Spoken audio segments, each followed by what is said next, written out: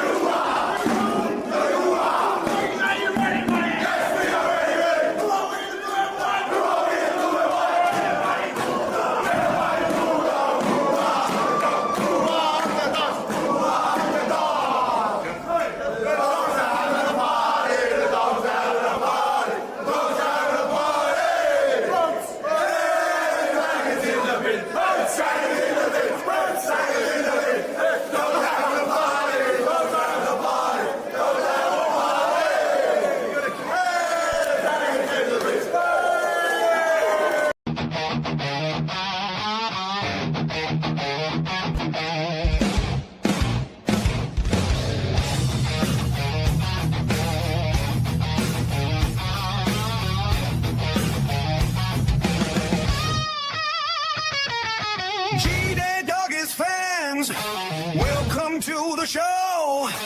All Things Bulldogs. Here we go, here we go.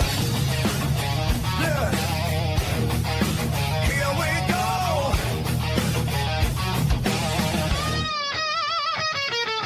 Blue and white pride. Bulldogs for life. Dogfather here. Gas by my side.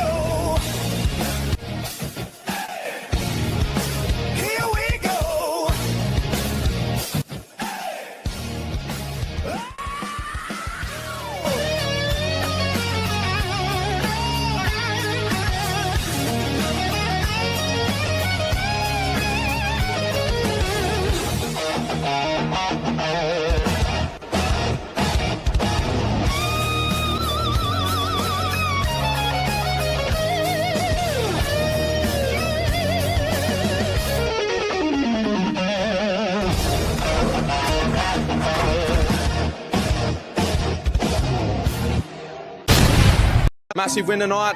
Thanks to all the fans for turning up out here at Allianz. 2 games to go before final, so can't wait to see you guys there. Get us across the line. Firstly, I just want to thank the fans for coming out here. I feel like there was more Bulldogs fans than Dragons fans, and you wouldn't expect anything less from the Bulldogs. Appreciate all you guys for showing up and the guys watching from home cheering on. I just want to shout out to the fans for coming tonight. It was a good win. Make sure you stick with us for the last 2 games and hopefully go on the run to that semi-final. But love yous all, and yeah, go the Dogs. Massive win tonight. Thanks to all the fans for turning up. G'day, Doggies fans, All Things Bulldogs, and sorry we took a little bit to get going. All my fault. I had to eat my dinner, or I would have wasted away, as you can all tell. Welcome to these 2 legends here, the ever trustworthy, faithful Bulldogs. Keep the faith, all of it, right here by our side every week. Gassan. We've got to come. Don't break defence. Sorry, I'm just... And we got this other fellow who just begged me to come on today, so I finally let him. And he's put some glasses on so he could see his phone. Yeah, because I'm blind. Blind, literally. Maybe some after-works drink once he heard PRESTONMANIA was happening, once he read the story from Dogfather Media. How are you, Joeby? Mate, I'm excited. The PRESTONMANIA, that's a real thing, to be honest. And I did go out for a couple of beers to celebrate, but I'm not in any way inebriated. And we don't Just approve of that tired. anyway, Gus. We only drink responsibly on this show. Soft drinks, mocktails, that sort of stuff. So I only had 2 beers, No. mate. Only 2 beers, mate. Only 2. alcoholic-free beers just for the auditors. But anyway, Exactly. how are you, Gus? Yeah, going good, mate. Finally, all the defense we've been on, telling everyone to calm down, just wait and see. It's only media playing their games. We're going to get him over the line. It's just a matter of time. It's come to fruition. You heard it here first. So, with Dogfather. So, when we say trust us, guys, we mean trust us. Mick. I don't know. You can't hear Gus? Oh, I can definitely hear him. So that's Okay, but that's not good. I could hear him before, but I can't now. But that's fine. All right, could you hear him? Say hello, Gus. G'day, mate. Did you hear him then? No, I Maybe, didn't. Mate. maybe Do you just want get me him to to go out restart. and Get come him to back restart. Get him to restart. Yeah, maybe leave and then come back again, and I reckon you'll be fine, buddy. All right, I'll do that. But while we're doing that, Gus went on location today. He was out and about, and we've got a little video of what he was up to today. So, and then he'll talk a little bit about it. Gus's travels. Sorry, we don't have a little. We might have to create a little segment video for this, I reckon. But check out. We'll check it out now. Let's go. And as promised, guys, commiserations to the Dragons on receiving their first spoon. What do you do? And there's the presentation from All Things Bulldogs. We're on location here in the heart of Dragons territory, and we're presenting them. And look, they even brought the red handkerchief to cry about. Not too happy. We'll raise the red on this one, mate. Raise the red. There Oh, you go. beauty. Gift from All Things Bulldogs. Yeah, thank you very much. I'll accept it. I accept it, and I'll wear it on my chest as a badge of honour, mate. Thank you very much. And as a memento, something to keep in your wallet, there's also a small version to keep as well. So these one that you can take with you. So one that you want to take, leave at home on the wall, and one to take with you on location as well. Right. You'll see it on the wall behind me on my podcast, the Mad Dragons podcast, Tuesdays, Sundays, and Wednesdays. Yeah. Come and have a look. Mad Dragons podcast. Thank you, guys. Absolutely fantastic. All Things Bulldogs, special gift. We'll take it. Sunday and Tuesday night, guys. Don't forget to join us. Love you guys. Thank you very much. See you later, Thank guys. you very much. There you go, Gus. How was it, mate? What bit of rain out there today? Yeah, mate.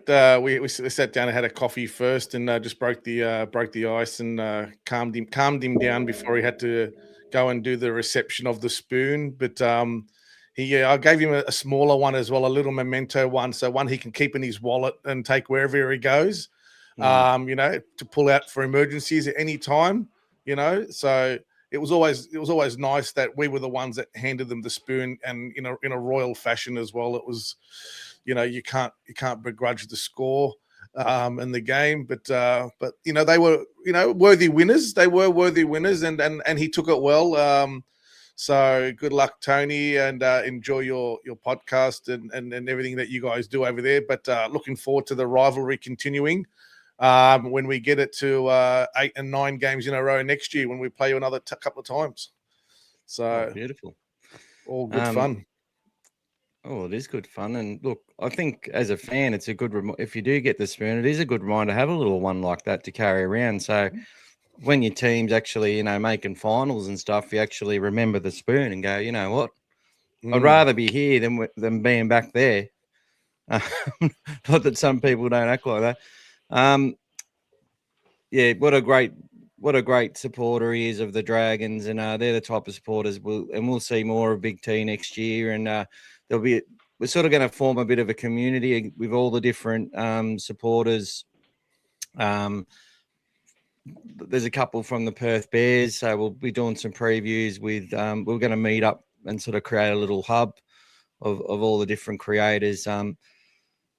And we'll see a lot more of the going behind enemy lines and all that sort of stuff. So looking forward to that. But Mike's come in with another $31. So thank you, Mike. We already had, but just some good news, guys. We're actually doing a redraw, care of the beautiful Tony, who's Showy 68. He said, "Look, guys, I'm quite happy. I won me big jacket the other day, and I'd love for another fan that's to win some merch that's been thrown in for it. So we're just going to do a redraw of the people who are already on it before, and keep going until it's not Tony." He had quite a few tickets, and there's also, we've already got, I think it's $25 plus 31, so we're already $56 into the next one as well. So we're well on the way again. So well done, guys. We're going to share details. Yeah, we're going to share details of Timmy's celebration of life. I'll get that all sorted and up for people to see tonight, as well for Friday, and hopefully Gas he'll get out there and he'll give away some stuff. Tony wants that towel so he can give it to his granddaughter as a gift. So you'll have to. I don't know if you'll be near Belmore, the actual sports place that day, Gas. But anyway, we'll organise it.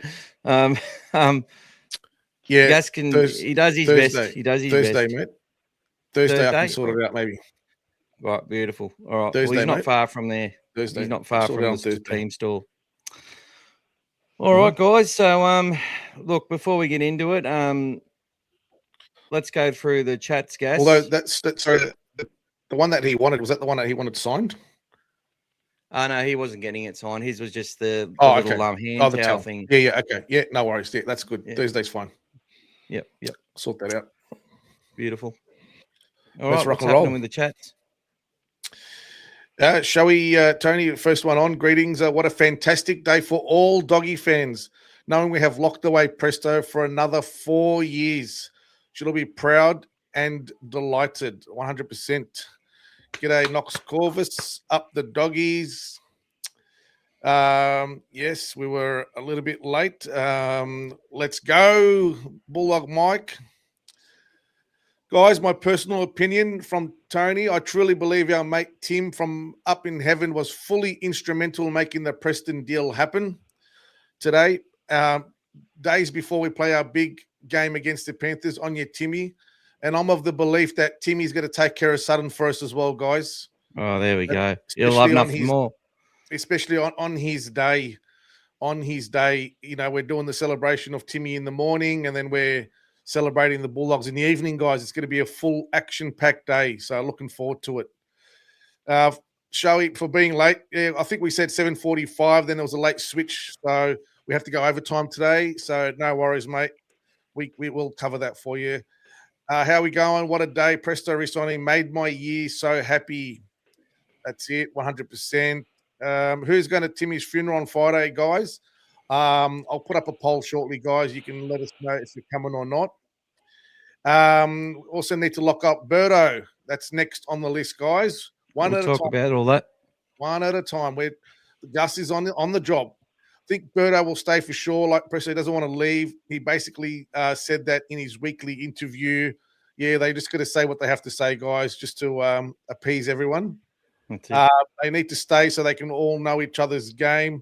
100%. Very true. We talk about that every day. They're building something, guys. They're building something. They know they've got, they're only just this much into a big step. So plenty to come. Hey, g'day, Shawnee. Scary. How are you, mate? Hope you're okay. Hope Dad's good. Another big day tomorrow. We'll see how the boys have come up after their COVID. That's right. And we have a comment from a supporter who doesn't come on much. Don't talk much on here, the boring gamer, 74, but I'm always watching. So happy we kept Presto. Thank you very much for your comment. Shout out to you, mate. Well done. They all need to get on to the Arak and Moonshine. Best remedy never fails. How do you pronounce that? How do you pronounce that, Gas? Is there a special way to pronounce that? No, Arak. I'm not sure which one he's on about there. I don't touch the funny stuff, mate, so that's probably why. Omar, I think he's trying to say Presto's the GOAT. Yes, he is, mate. He's the goat of the doggies at the moment. Hopefully they are all okay. Last thing we need after getting Sutton as the ref is the COVID to impact them. G'day D, the man behind the magic computer skills. Welcome, and all the super stats. G'day Lockie, Knox Corvus, up the doggies. What do we got here? Brian, hey everyone, let's go Presto. Congratulations on being right all along with that one, boys. Mick, congratulations on us being right all along with the Presto story. There you go, guys. Never in doubt. G'day, Lucas. Good evening. G'day, Adrian Barnes. Presto all the way. That's it, guys. That's it, brother. They made sure that they got the job done and announced it before the podcast started, guys, just to make sure that you guys can all get some positivity in the week, guys. That's the Bulldogs know how to play the game. I seen you, All Things Bulldogs, you were saying Presto was going to PNG. I was about to blow up, and then I see it was from you, Mick. Check your pay ID, Mick, as well. So thank you, I got Sean. that from the club, brothers. I got that from the club, but, you know. Yeah. PRESTONMANIA and The Undertaker are staying with the dogs. Thank you, TM. And for those who weren't sure, there was actually a retraction done by Peter Bedell's Courier Mail. Yeah, so they've withdrawn their article that they put out and basically said that they received misinformation. Pretty much what we said the other day, guys. It was all a game, but they've already made themselves heard. They've got the news out there. They've achieved what they wanted to achieve, and now retraction is so be it. So that's all good. I recently picked up a Knight supporter who had a wooden spoon stuck in behind his number plate for the last year's effort from the Knights. There you go, mate. That's when you were probably sticking in it on the tow truck. That's probably why it broke down, mate. Yeah, that post was hilarious. Mick loved it. Good stuff. Mr. Incredible 92, Presto re-signing and Berto willing to take unders just shows the belief in the program. That's it, guys. Trust the system. Seraldo and Gus are the legends, guys, and they're here till 2031 as well. So you got to trust in what they're doing, guys. Now we've got them and Critter with Presto all locked up, guys. You get the top men there and you build around it. Rhett Langlands, he's a good sport. Big T, yeah, he is, mate. Lovely guy, mate. Legend T, thank you, guys. Yeah, he took it on the chin today. Ibrahim Bazzi, Matt Burton now has to re-sign with the club as soon as possible. All in good time, mate. They'll sort it out. All in good time. Great guy, top level banter, great stuff. Thank you, guys. Mario, welcome. How are you? Mr. Miller, PRESTONMANIA. Yes, we know you've heard it here first, guys. We had the song going a long time ago. So one of Timmy's favorites. JP Oni, evening brothers. Preston deal made my night. Thank goodness. Just need Berto and we're good. That's it, guys. Right. There you go. That's all right. G'day, Ziad. How you going, mate?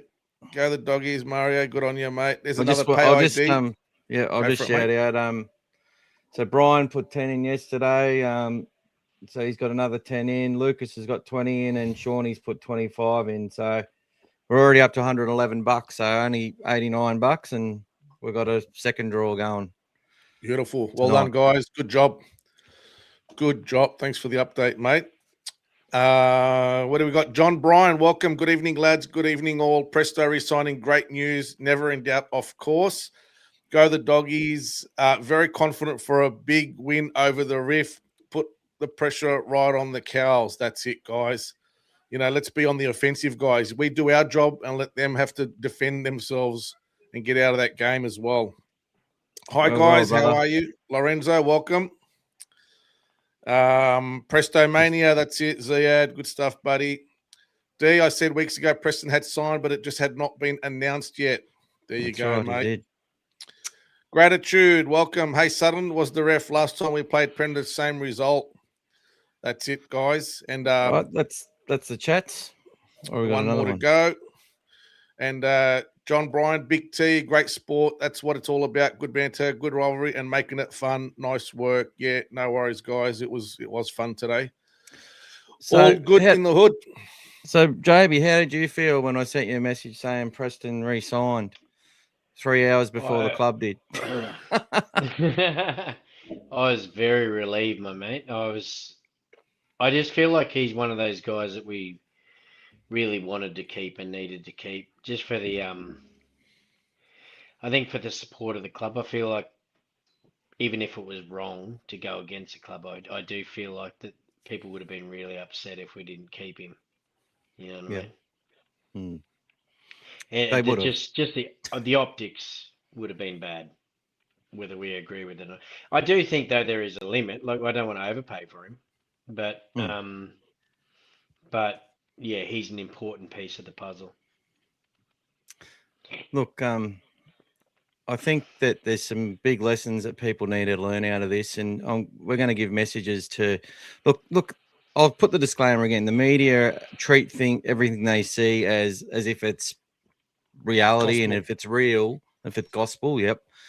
Because and they ask questions and answer it like it's real, even though it's all assumption, all hypothetical. You know, we put some stuff out there about Underhill and Preston 7 days ago. Well, I did. And it basically told you that things were going to be sorted, that there was rehashing of the same story. We're all giving the consistent message. But these articles were ridiculed by some people like Tony Sarr. There's been a couple of people who've come back and straight away and said, I'll never doubt you again. It's not about that. It's having faith in the process and the club. Like, they're not stupid. And although I do believe that Phil Gould, as I said in the article, will actually be prepared to trade off a superstar player in order to ensure we have a superstar club. And I mean, they'll let a player will go that while he's here, potentially. It may not happen, but it's happened generally where the fan base have been really pissed off. I'm hoping that sort of already happened when like an Avarillo left or an Alamotti left. I'm hoping that maybe let's say even Marnie potentially, in a lot of people's eyes. Yep. And not putting shit on Sexton, but it's definitely not Sexton. Sexton's a role player. He played a role, and but to get onto it, it's these fans have got to freaking learn, because you guys are the reason that the only thing that media understand is how many clicks they get when they take on players that clubs love, especially clubs like Canterbury, where the fan base is all or nothing. And that's sort of being proven by our crowds at the moment, right? Like, it's hard to argue when people say we're full of fair weather fans. We know we're not. People are watching this show. But when our fans aren't turning up, like, it's the last year, interest rates were hitting hard. Everything was hard, and we were selling out stadiums to the max, like records. And this year, first sign of any bullshit, and people just gone away in droves. Look, and I'm in Queensland and I've got to work, so I understand that. And people have excuses why they can't go, and I'm not telling them, but it's pretty obvious, you know what I mean?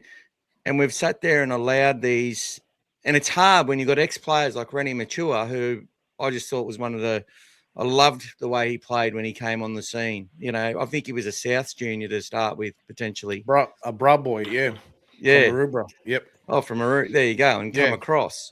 Mm-hmm. And I really loved the way he played. But then he's sitting there and he takes that headline. Oh, I'm disgusted in our club.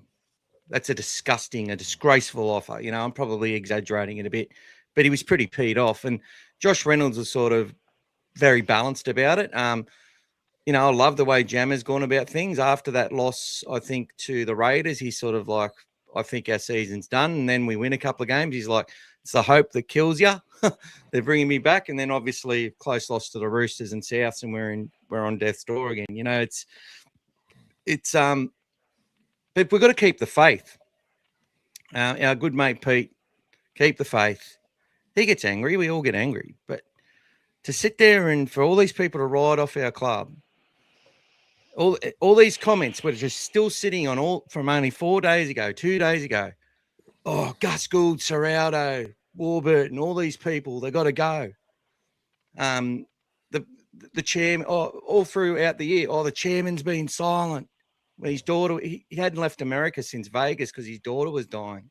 Not dying, sorry, but had a really bad thing that happened. And medical they've been in hospital episode, the whole time. Like, people need to start it's footy mouth disease. I know I've had it plenty of times. But today I released a story, had enough evidence and enough quality. We'll put it this way, where I got that information from, they've never been wrong, ever.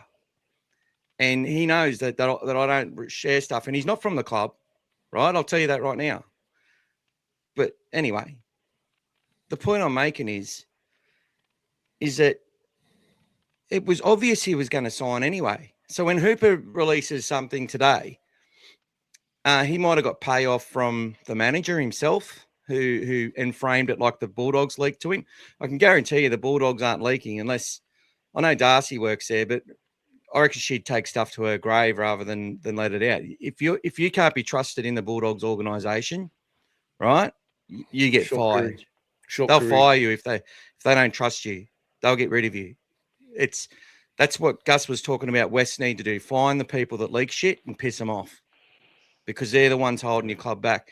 When he sat there and he said, remember, and he was going, "Oh, Bull is so creamy," he was just taking the piss.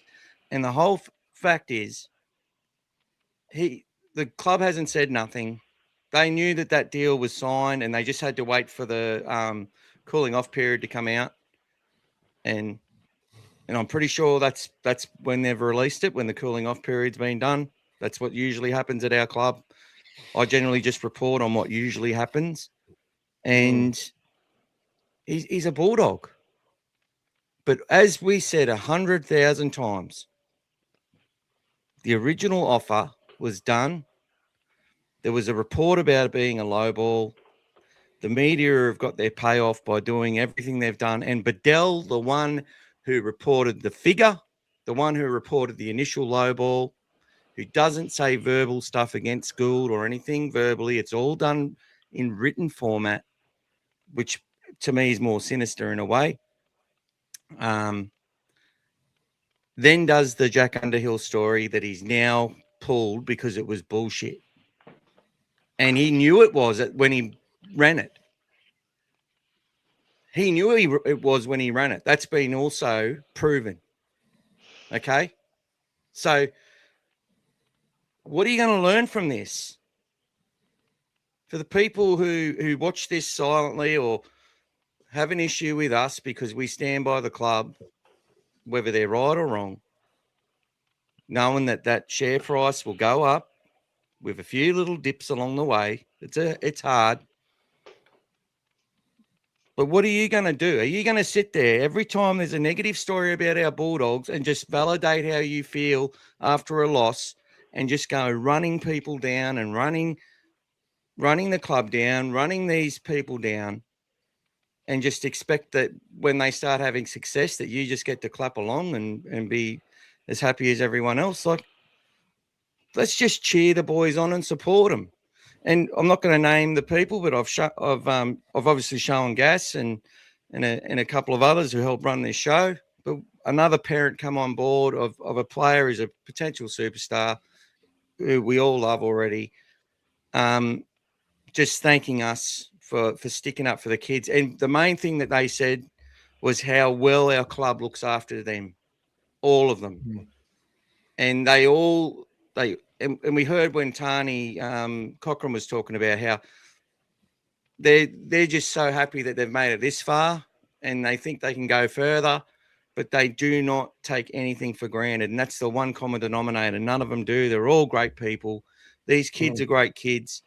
They're not like the footy players of the past. They've got a lot more things that they can't do. A lot of them have got a plan B in the Bulldogs as well, like they're studying to become other things, and because that's what Gould's big on. Not every club's like that. Not every club is making sure that a player has got a plan B and a plan C. That's a Bulldogs thing, right? That's a good thing. There are other clubs who do it, don't get me wrong, but we are a bloody good club, and we're getting a lot of kids in there, and they make no apologies and make no promises that these kids are all going to make it. They basically say, I've got 10 kids that are all as talented as each other, and, you know, it's going to come down. If it is to be, it's up to me sort of thing, and you have to do it yourself, and you have to be, you know, you have to earn your spot. It's not going to be handed to you. And the other comment that was made that really resonated was when we talk about when fans say, just give the kid a run, and how we always put caution on that little term. And that was validated and backed so much that they know that they've got these superstars ahead of them in NRL, and that's the best place for any kid to be in a place where they're surrounded by superstars. The only way to become a superstar is to get past one. And that's exactly what our club has been building towards. And we still don't, you know, and we want to be a place that is like a Penrith or a Rooster, where the superstars come from our club, from our pathways, through our system. And then the next ones try and come through, and then the next ones come through, and then the next ones come through. So learn from this, guys. Preston came to us when he was 23. And, in 2023 as a 21-year-old who hadn't played an NRL game, went past everyone there that thought they were in front of him. And just like Carraz and a few others, forced us through the way they played and went about their business to love him from the moment he pulled on a jersey. Yes. And if you haven't noticed, if you have not fucking noticed, what happened when Jack Underhill pulled on a jersey and AJ Jones pulled on a jersey and Rinikama put on a jersey? Now, some of them might not have got the instant love as those two got, but there's a lot of people who are really happy Jack Underhill's staying at the club. There's a lot of people who are pretty happy when Rinikama holds his wing perfectly and defeats the Dragons in the final seconds with a Galvin pass. You know what I mean? Yep. I'm waiting for the gong gas. I'm waiting for it. No, you're all right, mate. Look, what's your thoughts on that, guys? Give me something. I want to hear it. Look, this is what we've got to do, people. We've got to support this club and back them and know that we're far advanced from where we were, and some disappointments and dips along the way are just all part of the process to getting there. We're as impatient as anyone else. I've got some thoughts, small ones. I think what's difficult is that when you're losing and I think when I'm not going to say we overachieved last year, but we did far better than we thought we were going to last year. I sort of thought if we did well, we'd get, between that 6th and 4th, but we came 3rd. We were even looking at the minor premiership for the most of the year last year. Yeah. And when we did that, I think what that created within people looking around it is that the next logical step is a premiership, right? But I think if you actually look at what actually happened to us is that I think we did overachieve a little bit. We had a couple of clubs last year that didn't do as well as maybe they should have, the Panthers being a big one. And maybe that puts artificial pressure on us for this year. I think looking at wins and losses as success, you talk about it all the time, Mick, you do a bit as well, Gas. It's not winning, it's where we do improve. And I think what we have improved on is last year, we won all those games we shouldn't have, that we should have won, sorry. Yeah, yep. But we couldn't compete with the top teams, really. We had that one game against Penrith, which was phenomenal, but we still lost it, This year, we've actually done better against the big teams, and we're probably, where we have been disappointing is those games, against the Tigers and those sort of games that maybe we should have been expected to win. But I do see improvement, and I do think that the rule changes and that did affect us, so that there's reasons. It's not excuses, but reasons why we struggled a little bit. But it's very easy for like I was listening to Bloke in the Bar talking about that, but when they actually broke it down and they compared Galvin to Strange, how good Galvin actually has been. You know, Strange made State of Origin this year. Galvin's statistically better in every statistic. Now, we know the NRL's not played on just statistics, but it shows you that he's doing so much better than people just automatically think he is doing. But yeah, so I think that it's just that expectation that, and we haven't quite lived up to the expectation that maybe we thought we have got, that has let people down.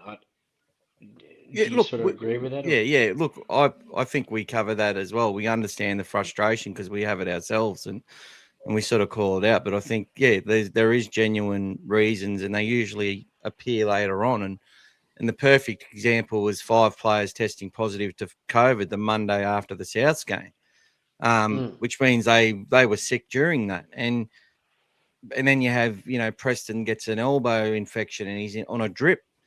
And then you've got all, you got Birdo and his nana and stuff. And that's the whole thing. And I really love that the Guru and actually made a point of just highlighting. Look, we've got a kid here in Ethan Strange who nobody criticises ever, but I want to take it a little bit further. So where his criticism is, like, he's comparing someone who's wearing the 7 with someone who's wearing the 6, and mainly because, as if you listen to them, Galvin's a 6, and everyone will say Galvin's a 6. But I've actually gone ahead and compared him with Ethan Sanders, Isaiah Katoa, and Blaze Talangi as well, just to go across a lot of them. And he is literally one of the best teenage talents that we've ever seen. And when people want to sit there and say, will Matt Burton and Jacob Preston sign? I think Birdo will sign too. You know why? Because they want to play with one of the best talents that's ever come through as a teenager. Now, they don't always ascend. And what's sort of disappointed me about the Braiths and that, I don't think it's they're bad people, and I think they genuinely were sort of questioning Gould on that. Plus, it fit the narrative. Let's be honest, and it's their job to fit the narrative. But I honestly believe, like, he'll look at his player Munster and he'll look at some of his guys, and probably with a bias eye potentially, and think Galvin's not as good as them. I think Galvin is as good as them. I think he'll be better than Munster. I think it'll be proven. And it's not just through the stats. Look, there's lots of stuff with stats. Galvin's getting more ball than Sanders is getting. Than Strange is getting. And probably Sanders. He runs more meters than him. He's got so many set restarts and stuff like that. He's defensively, he shits all over them. Yeah. Now, Ethan Strange, like, he'll defend like Andrew John sometimes, and that's why you look at him and go, he is the real deal, right? I love that kid, and I'll be happy for him to represent me in New South Wales. Don't get me wrong. But Galvin doesn't miss like he misses. He will misplay. He'll just miss tackles sometimes because he can't run 120 meters consistently in a game, kick for 300 meters. He barely kicks. And also sit there and do a heap of try assists, do all the tackle breaks that he does, and make all the tackles he's got to make, because he just can't do that. But what he will do is he'll pull off two big moments with good tackles that will bustle the defender, and you'll remember that moment. The other big point is that he doesn't have Andrew Voss questioning every pass he makes, whether it was a success or failure. And that's what Galvin's had to deal with. If you go and listen to the commentary, they are assessing him non-stop throughout a game in order to create narratives. Every moment, everything that he does is always analysed and looked at. And no matter what he does, they struggle to say that he's man of the match because they're always looking for something instead of just enjoying it for what it is and looking at it as a whole. You know what I mean? It's he's got that focus. He's had it since day one. The circumstances he came, it was cloudy. You know, everyone made a big fuss about it. It happened. But since he's been here, he's put his head down and he's just gone hard from day one. Now, we weren't even planning to play him straight away, but he gave Serraldo no choice but to put him in the team. The idea was, let's run him through reserve grade and New South Wales Cup, etc., and get him in there. He forced himself into the team by his efforts at training straight away and the respect he got from the team around him. They wanted him in the team. They said, no, we want this guy in the team at whatever expense. Well, so that's been done. And if you listen to all the players now that talk about him, they're defending him and they're also then adding all these things. Each person that you listen to is giving you another insight into something that he does. Like the other day, they were talking about how he is in the video room and how he's talking and how he's analyzing and how he's looking at things. I mean, his voice is getting louder and louder in the club. But he's one thing he's had to absorb, as a 21-year-old, he's had to absorb the most pressure. And in all my years of watching, I've never seen anyone cop sustained pressure from the media. And the reason that is, the media is not what it was when we started watching the game in the 70s and 80s and 90s. The media now is every one of us that wants to say something, it's bang, it's in your face, it's there. It's not just what we're reading in the paper anymore when we pick it up. It's everyone making a comment, and it's been sustained. And only has it died down a little bit when Luai decided to do what he's done, and then people go, hang on a sec, maybe it wasn't Galvin all along. Wow, welcome to the party, everyone. Thank you. But at the end of the day, guys, for what he has to go through and where he is now, his climb and his rise and what he's trying to do is amazing. And the pressure he's under, guys, you see it with him. You see the pressure. He knows he holds it back. When he's amongst the players in the team, he's bouncing around. But when he's around people, you see he gets apprehensive because he's worried that someone's going to come and like smack him over the ear, like, with a comment or something. So he's always a bit apprehensive, but he's relaxing a lot more every time you see him. So good on him. I've noticed even with sorry, I didn't mean to butt in. It's just no. I was going to you now. I've noticed even externally though, outside the club, they were talking about that today with Bloke that a lot of people didn't agree with the way the thing with the West Tigers thing went down, and outside of Bulldogs, maybe you can understand that a little bit, but he's proven outside of that he's gone past all that. He's put that all beside him. Even with all the talk around him, he's still continually been our best player. Even if he's not our best player, he's our most consistent player every single week. And it's starting to get recognition outside the club, right? And I think what's hard with him as well, I think because he has been taken away from the media, people haven't heard from him either.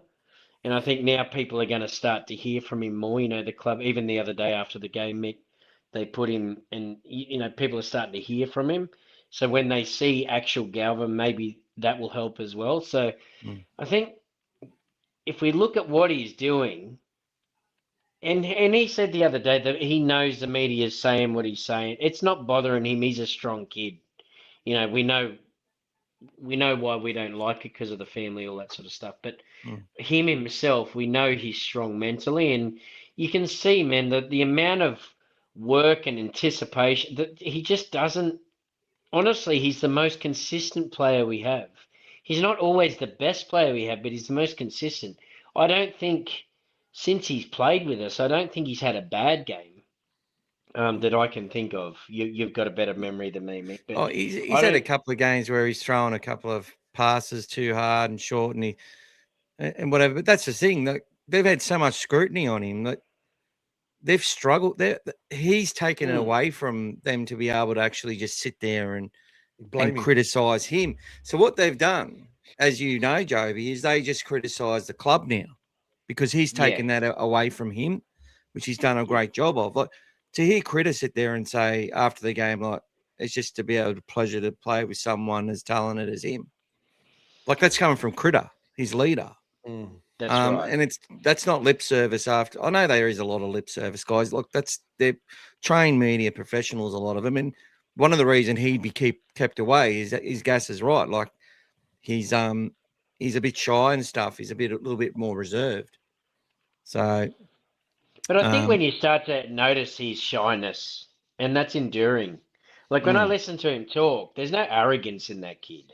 He's a kid. He can bet like I'm 43. You're 50 now, guess you old fella. But and we're all well part. I listen to him, man, and he's like my son. I've got little kids, but he's young enough to be my kid. Like he's so young. Yeah. They're babies, and I think we forget that when we watch them because they're so big and strong and all that, but they're just kids playing a game and they're struggling. And when you hear that side of him, I think I do like that the club's starting to show his personality, because I think people will lose that, because honestly, with the way that he's produced with it, both what the Tigers did and also what the medias did with him, that he was this arrogant kid that went to the coach and all that sort of stuff. We know all that stuff's rubbish, but that's what people who don't pay attention see, you know what I mean? But you see him on the TV and you can quite clearly see that he's not that arrogant kid. That was my main point, you know what I mean? Like you can see he's just a kid playing footy. That does bring me back to Hooper, because Hooper, this is what I was trying to say. Like, I don't care that Hooper failed as a human doing something with drink driving and that. I've never done that, but people fail sometimes. That's fine. But as an actual journalist, he's a B-grade journalist and he's a spinster. And what he does is he's smart enough to put two and two together in something. So when he's sitting there saying, "Oh, I'm getting word through that when Galvin addressed the team at West Tigers, that they all turned their back on him. A lot of players turned their back on him."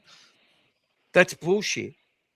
But I can guarantee you, Hooper thought about, as a West Tigers member himself, he probably, which I give him a little bit of sort of benefit of the doubt with sometimes with West, because he was so invested in him.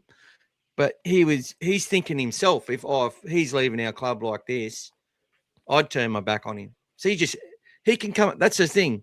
Media have to be protected, but at the same time, they can say whatever they freaking want. I believe that his story today, he got a little heads up from, I reckon it might have been from the manager, to say that and he just had to frame it. He got a source from the Bulldogs that he's going to be on a 4-year deal and extended, just as a little payoff for the fact that he brought the story up again as fresh news that may have actually advanced talks. So when he sat there and came in and said, Preston's been lowballed, after the story had been dead for 6 weeks, with the last update being, I think, 4 or 5 days before what Hooper said. Pengilly said that it was the Dogs were getting closer to a deal. Rushton had messaged a few little journalists and said that's bullshit. Hooper might have been one of them.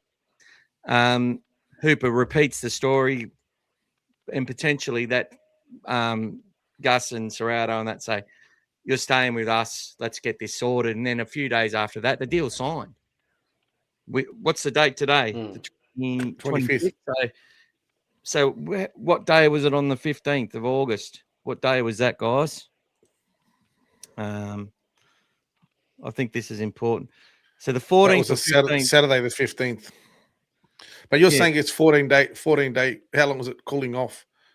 It's a 10-day cooling off period. 10 days. So, sure. So it would have been that Saturday, yeah. So the Friday, the Saturday, or the Sunday, I reckon it could have been the Friday, probably, yeah. When did we play? We played the Roosters the Friday, maybe? Pretty sure he had a pretty good fucking game against them. He's played well every week, to be honest. And that coincide. I mean, when I went and saw him as well, and he just gave me the nod of the head and said, "Look, I'm all good." But he couldn't say much. Like, he gave me a thumbs up and said, "I'm all good." Like, he doesn't want to say anything, but like, he's just saying, like, don't worry about all that stuff out there. I'm all good. Yeah. That's why I said it on the podcast, a couple of times, guys. You got to sometimes put trust in how you operate and what you see. And for me, it's all about that relationships and everything. And what he said to me, I had no doubt that he said if he was good, the way he said it, doesn't matter. I've seen him enough times now where I'm not a strange face to him, and he was all confident about it. It was all good. It was good enough. And the club know how important this was. The backlash that would have happened if we hadn't signed him, especially if it was something that we could work with, like a figure that we could work with, the backlash would have been irrecoverable for us. Like, we couldn't have been able to get out of this in the situation that we're in now. No one would have died at that. You could see it now. No one would have been. Everyone was just hopping about on eggshells and go, what the hell's going on? What's going on? Believing anything they read, because apparently, you know, that's always gospel what you read. But no one wanted to sit there and listen to the facts or what was really happening and just let it play out.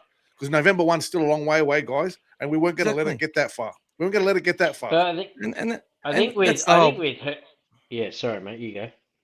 Well, that's the whole point, Gaz, is that Critter didn't even get an offer from the Panthers till 2 weeks before the deadline. And they know how important it is to treat things. They sort of like, we're going to talk to you, but we're trying to work out. We don't know where we are with the cap. And they'd made their decision on Edwards, and the reason that he was already on 600 was because they weren't sure about Edwards before that. Like Dylan Edwards, I think wins 3 premierships on only $500,000 a year. You know what I mean? So won grand finals with his foot broken and stuff. But the point of the matter is that we're negotiating a deal months from deadline, months away from it, in the middle of the season, and sort of and I genuinely think that when some in the media were saying that Preston was angry, I think he was angry that a deal wasn't sorted and then it played out in the media. I think that's the only thing that upset him, because he wouldn't have wanted to put any of that on his mates or any of that on fans or anything like that. He didn't want fans carrying on and feeling like this. But, you know, and I would say that his manager, I'm not saying his manager's a bad person and was trying to do this. I'm just saying the way he's gone about it, through what I've heard, is probably why it happened the way it did. And the media have made a shitload out of it. Yeah. They've got so many clicks on that story. Like, it's massive. It's been one of the biggest stories of the year. And that's what they plan for. That's what they need. You know, they planned for the Burden thing, you know, when he was going to market a few years ago. They planned for all that. They planned for Cameron Smith's retirement. They planned for AJ, you know, when's AJ going to break the record? All these things are just media 101 that they need to survive, and the game sort of needs to survive in a way. I just feel sorry for Birdo now. The focus is going to be smashing on him now until it's done. That's new focus now. Okay, we've done the Preston thing to death. Let's go on to Birdo now. Let's start with him. And before Joeby talks, I will just say that with Birdo, this is my gut feel on it, right? He is a player that's obviously, Gas and I were talking about this earlier, and we both were on the exact same page. That's the first. Oh, it's usually every fucking time, mate. I'm kidding. Well, you're having a joke, yeah. But that's the whole point of it, is that he can just, he's probably, look, this is what I heard from my source. There is a real thing that if he doesn't want to really go out of Sydney, they need massive money to lure him out of Sydney. I'd worry only about Sydney clubs. And if Sydney clubs are going to offer, say, 200 or 300 more, I reckon he'd be encouraged to do what's best. But I think they'll give him a nice offer. And I think it'll himself, this is the gut feel is that from what people are saying, is that he sees himself being more able to get consistent Origin and Australia representation, stuff like that, if he focuses on not having to be the one that controls the destiny of others. He can just control his own destiny.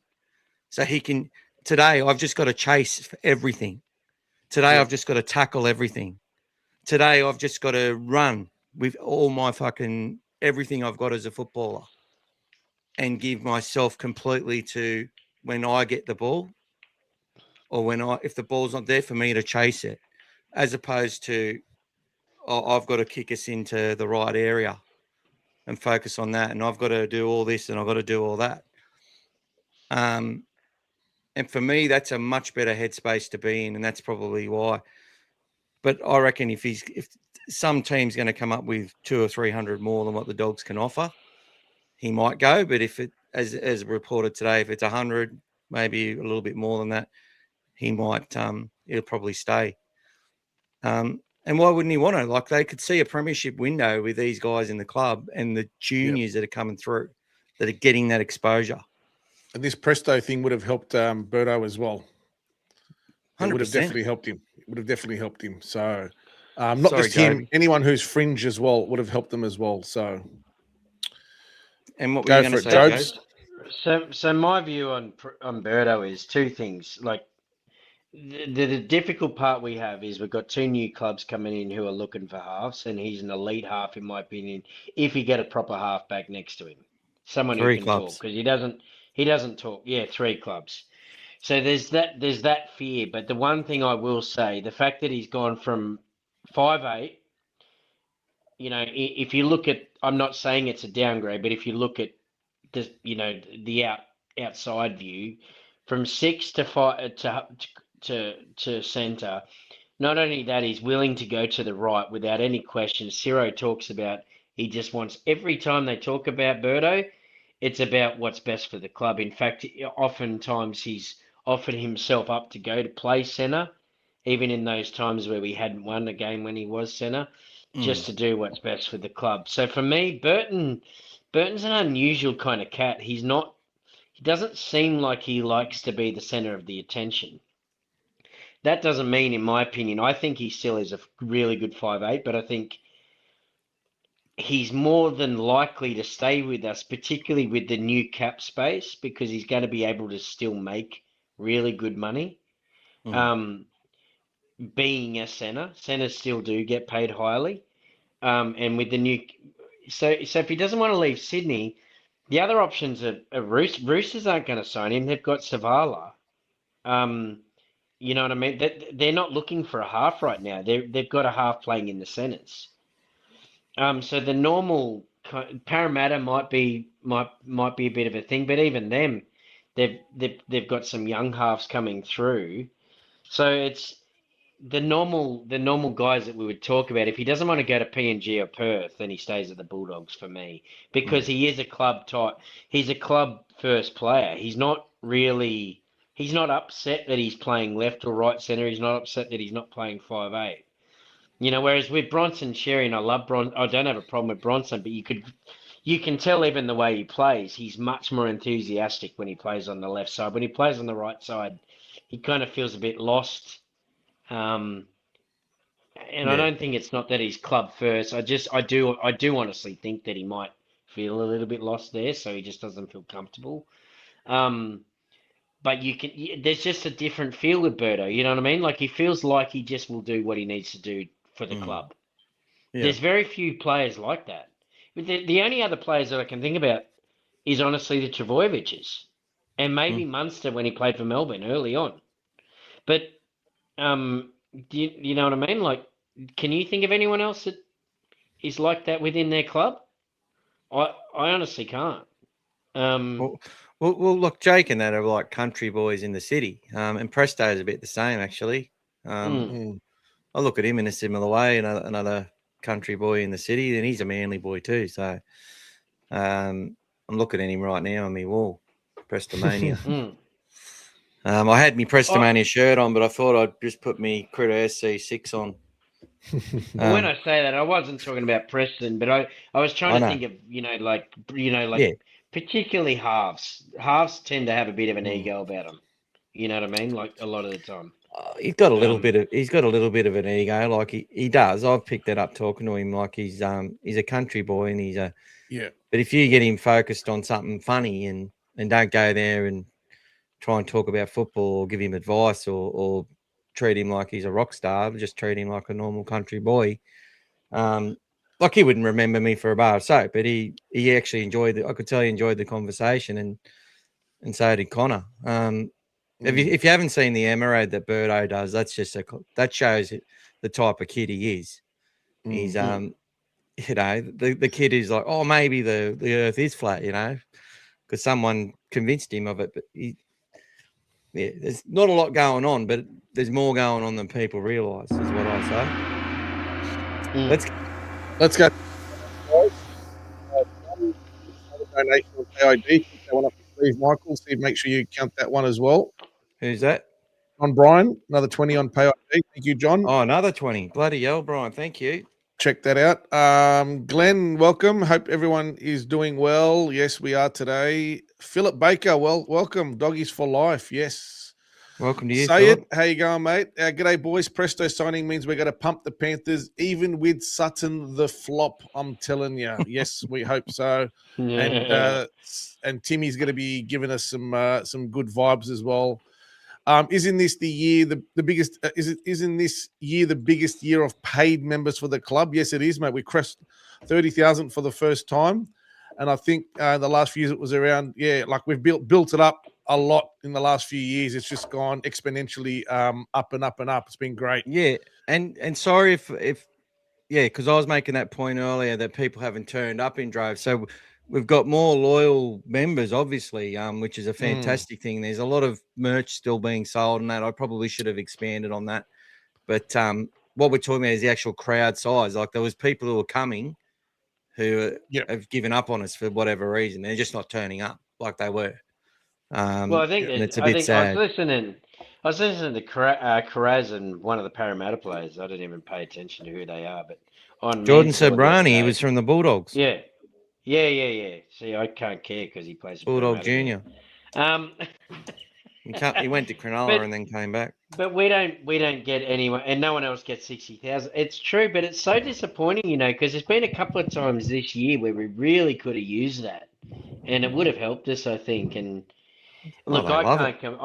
Mick, I was saying this to you today. I can't really judge anybody. I live 5 hours away, and I can't make the games, but I would love to be there, but I understand it's hard when we're not winning, but it would be nice to see. That's one thing I've always appreciated about Newcastle supporters. They feel that thing whether they're getting wooden spoons or not, you know what I mean? I wish we were a bit more like that. Yeah, me too. Because the Bulldogs, man, when they're there, there's nothing better. Look, when we went to the King's birthday one, was it the King's birthday or the South Sydney one? Yeah, that was the King's birthday. That was brilliant. And they had the drums and the beeping of the horns. And 55,000 on a rainy day. Yeah, and it was all blue and white. It was nothing better, mate. The drum. The Lebanese supporters bring something special as well. The music and, it's just different. It's different than when you go to other clubs. And I wish we could produce that more often. That's my only complaint, because it is unique to the Bulldogs. Well, look, and that's the whole thing. And what I was sort of talking about, and I'll let you get back to the chats, Gas, is that we had this, like, you got a couple of podcasters, and I'm not going to name their names. I might have already done it on previous, but where they've gone, I went to today's game because even though I thought we had no chance of winning, I actually went. I can't believe I actually went to this game because I actually thought we were going to lose. It's like, so you're telling an audience of sometimes 20,000 people, this person, that you only go to games when you think we're going to win. Like that's not the mentality the supporters should be having, In my opinion, even though it's hard, even though it sucks, fucking back them more when they need us more when it's tough, you know what I mean? And you're right, Joeby. If people are going there and got their photo with Gas, a few more people got their photo with Gas with the sign, it might have helped them win a couple more games this year. Might have. What do you think? Was it the South Sydney game, Gas? Were you at the South Sydney, the birthday, sorry, mate, my brain. The Good Friday one. That wasn't packed this year, was it? No, far from it. No. It's disappointing, actually, isn't it? Yeah, and last year it was like one of the greatest scenes we've never seen before. And 65,000. We lost that game, didn't we? We lost a Good Friday game. Last year we won it. Last year we won it. This year we lost it. Yeah, no, that's what I'm saying. This year we lost it. This year we lost it. Yes. Yeah, and we were struggling in that time period. And I think if we get 60,000 there, because what it does, it gives us that extra energy. when we're struggling, we're not doing that good. It provides that, because I do think sometimes the Bulldogs almost need that, that little extra, to perform. Well, And I'm not judging anyone that doesn't go. we're Don't get me wrong. we're But generally the loudest, it, whether we've got 60 or 40 or oh yeah, 12. we were at the Like- Canberra game, me and Gus together. We were louder than all the Canberra supporters. Yep. We sold it out, didn't we, Gas? Yeah, pretty much. Yeah, in the pouring rain that day. Yeah. But it's Right. funny, man. When I lived in Canberra, that's kind of what Canberra people is. They don't know. You go to the theatre. They don't know how to celebrate. They're a bit boring, but That's it. He's got mates who go for the Raiders. yeah. All right, who else Yeah. is up? There is John Bryan's in there. He's put 20 in. There is a little poll we've put up there, guys, just asking who's coming to Timmy's. And actually, it's 10:30, not 10 o'clock. It's probably 10:30 on the at Windsor. So there is details on there as well, which we've shared already. But I'm going to just put it up in a moment. yes, one. If you can turn up, just press 1 and enter. And if you can't, but you will be there in spirit, hit number 2. And I think I'm not sure, Mick. Is that going to be broadcast Live from there stream. as well? Or there'll be a It's live stream as well, and I'm guys. going to share that on the Dogfather page. There you go, a few guys. times. I'll share There you it go. soon. On the Facebook worries. page, on Instagram, and everywhere else. Thanks. No worries. Welcome, Daniel Martin, 191. G'day, everyone. Up the doggies. How are Daniel. you? Tony, between you and I, guys, if Darcy is going to the grave, I'm there. If she's keeping secrets down there. Lucas, our club has come a long way in a short period of time. We are on the right trajectory, have very talented juniors coming through, very exciting times ahead, I believe. Have plenty of faith, guys. Plenty of faith. Yes, couldn't have said it better myself. Keep the faith, guys. Scary, 100% Lucas. There you go, guys, in support.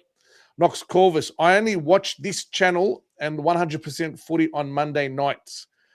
No newspapers, no radio, no media.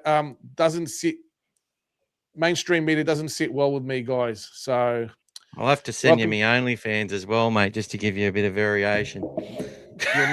you'll never look at him the same again. Welcome, Elaine. Elaine, welcome. Don't worry, it's all Lucas, beard pics. No. evening, Elaine. Hello, Elaine. Hey, Elaine. I hope all is well. Elaine, thanks, guys. Just returned to work. Still recovering from pneumonia. Hopefully well enough to attend Timmy's celebration service on Friday. And don't forget, for those who are turning up on Friday, Timmy's family has asked and requested of us to wear our blue and whites, guys. That's so come in your doggies colours, please.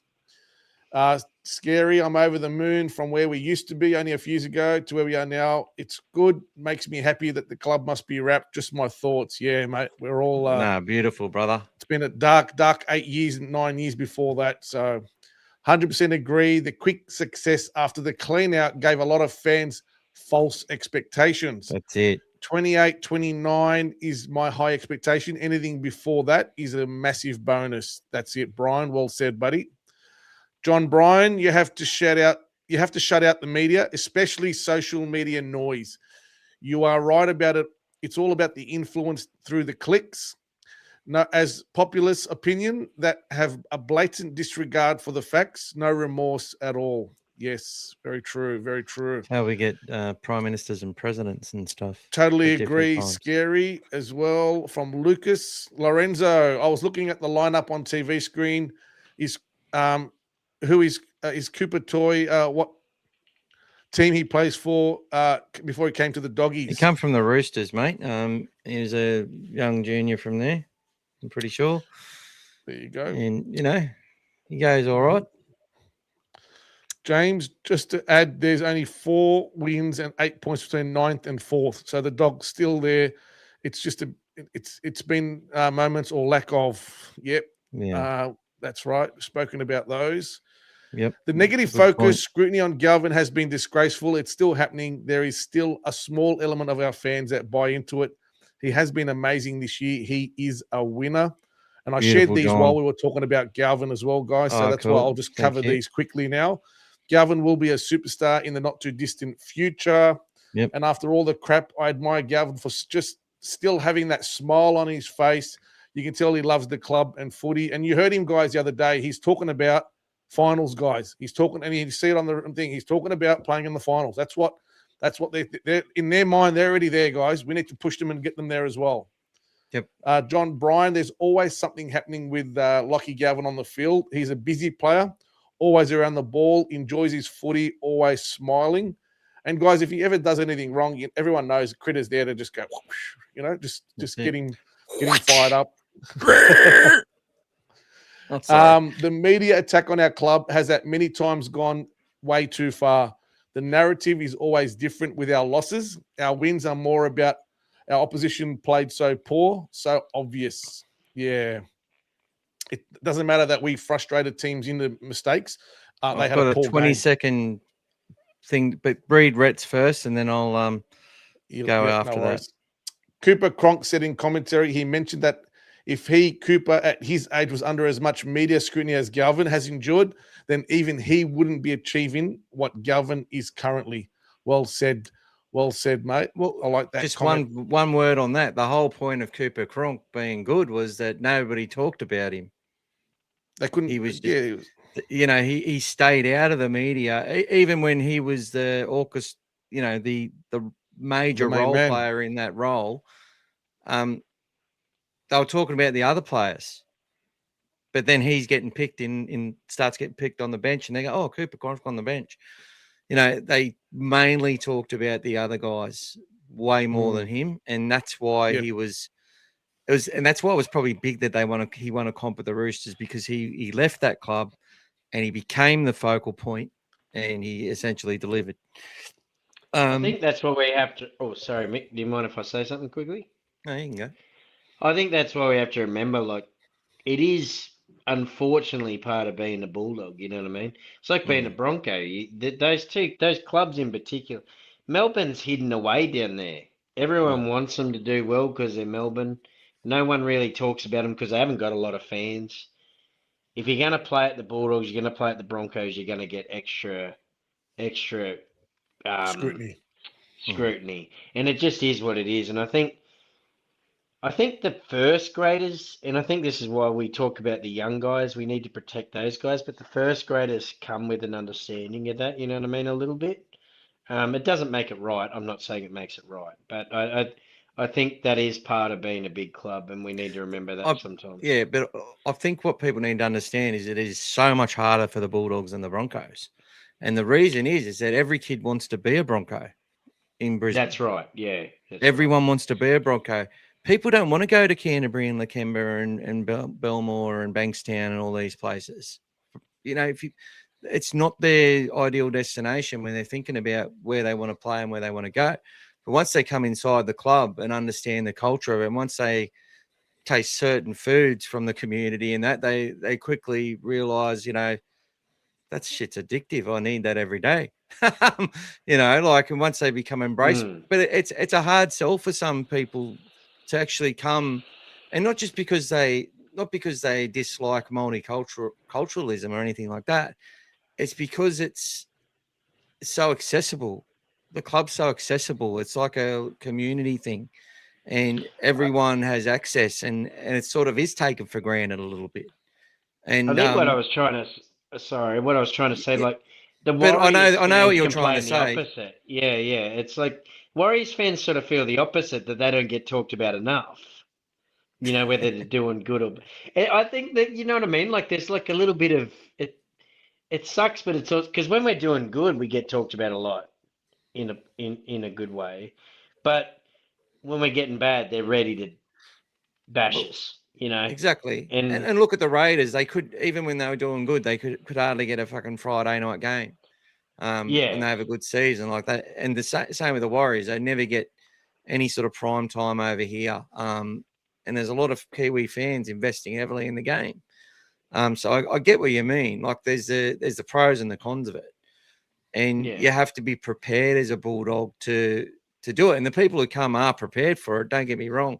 But there's signings that we miss out on or just don't have a chance of getting because there's people who are just not they don't want to be a part of that. They don't want to feel that extra pressure. They don't want that spotlight. And I think that was what we were talking about the other day, where we've like Penrith felt that when Gus was there. You know, they're just widely accepted that they're good now. Even and they're allowed, if they have a bad year, no one's really going to care. It's just widely accepted that they know what they're doing, and they've got great players, and they've got great pathways, great talent. And you know, they have a few bad games, they'll call into the question, but they always knew as soon as Gus left, like they were just talked about in a positive framework. And it was the same when he was at the Roosters and stuff. Like they copped even more shit when he was there. What frustrates me with the Gus thing is I heard a really good analysis the other day where when Penrith do something now, because they won 4 grand finals in a row, they're in 5, right? So even when they do something that might seem negative, it's always put, well, we trust them because they won 4 grand finals. You know, winning provides trust. Yeah. But what frustrates me with the Gus thing is he doesn't seem to get that trust. He's done it with, like, even when the Roosters are doing bad, they're not doing bad. You know what I mean? Like, their worst is, they're making the top 8. So ever since he's been there, he's created a system there that's done really well. He's done that with Penrith. He's done that with the Bulldogs. And forget just when he was a general manager, he won. The first year he coached us, the first year of coaching, he won a grand final. Wherever he's a caretaker been coach. successful. Yeah, he's been successful wherever he's been. And he just doesn't seem to get that. We know why, the Super League thing and all that sort of stuff. There's stuff behind it. But That's he it, does, you know, they'll put Buzz did it too. He's the greatest mind and all this, but, you know, and it's like. It was the other day, Brent Reed. Gus he's a genius, right? But he stuffed this up. They signed Connor Tracy. Yeah. They could have got Kalen Ponga. What? Yeah. Well, look, yeah, I entertained it. If he wanted to come for $1 million, maybe, I'm sure they would have been all over it, and probably said, "See you to someone," you know. But I reckon they still would have tried to sign Connor Tracy for 400 or 500 as a utility player, because his value everywhere else. And that's the thing, guys. Like, he just doesn't get. He doesn't get the credit he deserves. But Gus says it himself. You know, it's never as good as you think and never as bad as you think. So, you know, it is what it is. Unfortunately. Knox Corvus, see, I know none of this is due to my self-imposed media ban. That's it. Welcome, mate. Lucas, we put this one on earlier. If you want narratives, watch mainstream media. But if you want the truth, watch All Things Bulldogs. Guys, let that sink in for a bit. That's why you're all here, guys, because you come for the truth. You know, so that's what we do here, guys. G'day, Matty Warren. G-Day, boys. Sorry I'm late. Can we start again? Yes, we can. Easily, mate. Just rewind and we'll start again and as many times as you want. Good to see you, Matty. Good to see you, Matty Warren. I've been worried about you. Yep. Brian's got a feeling that Birdo might one day go to the NFL and use that big boot of his. That's why he's resting that kicking game at the moment. I think that'll happen when he gets older. I reckon Birdo will be a prime candidate for third-party deals, so that may help us. He's a good attraction for that kind of stuff. I do hope we lock in Birdo and he stays at the Doggies. Thank you, Lorenzo. I'm stoked that Presto is staying. Thank you, Maddie. James, what have you got now, mate? Dogs won't pay him 5/8 money. He gets paid as a centre, then jumps in 5/8.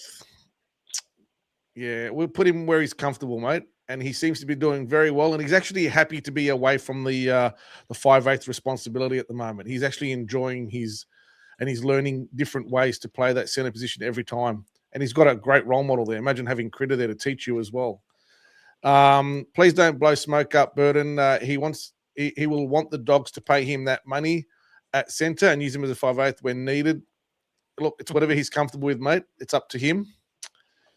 The Knights Stadium is the closest NRL field to me, so I always go for the Dogs and Knights games. but Sydney is just a bit too far away. No worries, Scary. It was a South's home game this year, not ours. The Good Friday, but they do share the gate though. So Mike, we do share the gates with the Rabbitohs when we do those games. So we both get the benefit out of it. So that's why. Brian, I love our club. We have some of the best fans, but also some of the worst. If I'm honest, and was an NRL player, I don't think I'd want to play for us, and that makes me upset to even think that, to be honest. So, and mate, we hear, mate, we know how much these guys suffer and deal with it and go through it. And we see how many times we get nonsense people. For us, thankfully, it's only few and far between. But on some of the other podcasts and other chat groups, it does get pretty bad. I'll say one thing to that. There's a reason why there's quite a few players that have having their kids come through our system, from other clubs as well, because if you want that, because they know the Bulldogs is the place to be toughened up. It's the place to face a lot of scrutiny. It's a place to actually build that resilience and to focus on what's important. And they know that standards haven't dropped, even whether we're doing good or bad. It's a place you're going to get fit. It's a place you're going to become a seasoned, tough and hardened rugby league player. And it's definitely not easy. And that's what kids need if they're going to progress. That's what they need. So, yeah, look, I would have reservations about my kids going there if they were ever that talented or whatever. But I think the Bulldogs look after them. 100%. They take care of them outside the media. The family club for a reason. 100%. Yeah. The other thing I want to. Sorry to cut you off, but we got that confirmation again from, I think it's about the 9th parent that has contacted us. It is the 9th, funny enough.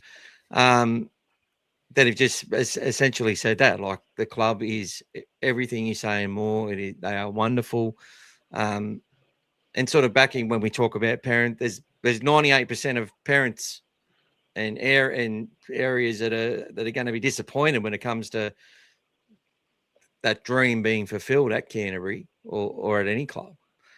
But and that's always hard for everyone to manage. But the club does everything it can. The club does everything. Can I say one thing about the comment before, the Burton 5'8" thing? Because I don't think that's fair. I don't think Burton's never been on 5'8" money. Not elite 5'8" money. He's played for State of Origin. He's not on $1 million plus. He's on this 5'8" with the Dogs play. He's not there for the money, mate. He's not. He came for a reasonable. He came for unders, really, when he came, like $500,000. I think his first contract was. We paid him overs to get him here because Penrith couldn't keep him, and then Gus actually was like, rip up that third deal. That third year was in his favour purely because it was there to protect him, because they wanted to give him some guarantees that if he comes to us and jumps across. Wasn't he only on $500,000, Mick? Was he? Yeah, he was on 500, but he only played 2 games of rugby league. Yeah, during Origin, 3 or 4 games of rugby league.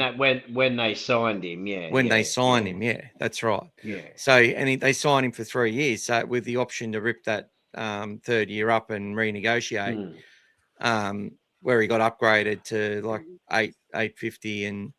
But he's since become an Origin player as well, guys. So he's elevated himself, and he's the best 18th man. Origin. Best 18th man ever. That's a bit. Yeah, I just feel like that's a bit hard. I don't think money. For me, like I said to you before, there's not many players that go from the number one guy and happy to play in the centres and not complain about it. That's all I will say about that. No, it's and I look, and James does have a sort of a left wing comment usually as well. So, well, I'm not having a go at James. No, a left of centre comment. James can get loose sometimes, and he says it how he says it. He's not. Yeah, we've had a crack at James a few times, but he keeps coming back, and he's been showing a lot more love to the club lately. Michael's used the wooden spoon with him a few times. Yeah. Oh, I just feel like, especially Burton, I just don't see Burton as the money guy. That's all. That's The He Bulldogs just are gets building paid what he's something big. worth. That's it. Bulldogs are building something bigger than money. The money's there. They're going to get looked after, but they're building something bigger. Because like we've said before, guys, this is actually a player's market at the moment.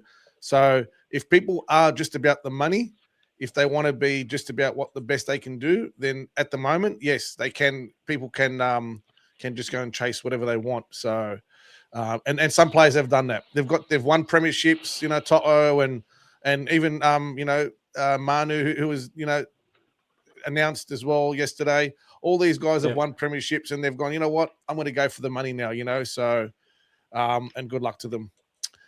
Elaine, I have some flowers in our 2 A3 photos to take for Timmy. Awesome, Elaine. Thank Looking you forward so to much, catching Elaine. up. Thank you so much. It was great. Preston is staying. James Henry, welcome. Brian never really liked Cooper when he played, and yes, the rest don't set the bar very high. Cooper comes out with the more level head takes, in my opinion. It does get criticised by some of the others a bit, but I think that's probably just jealousy, to be honest. Scary. Yeah, Thank you, worries, Scary. mate. Standing No up for worries. us, brother. Always. Yeah, no, mate. Omar Rad, so happy that Preston is still playing. Welcome, Omar. Jackson With the Topany. Welcome, Welcome, Jackson. Welcome.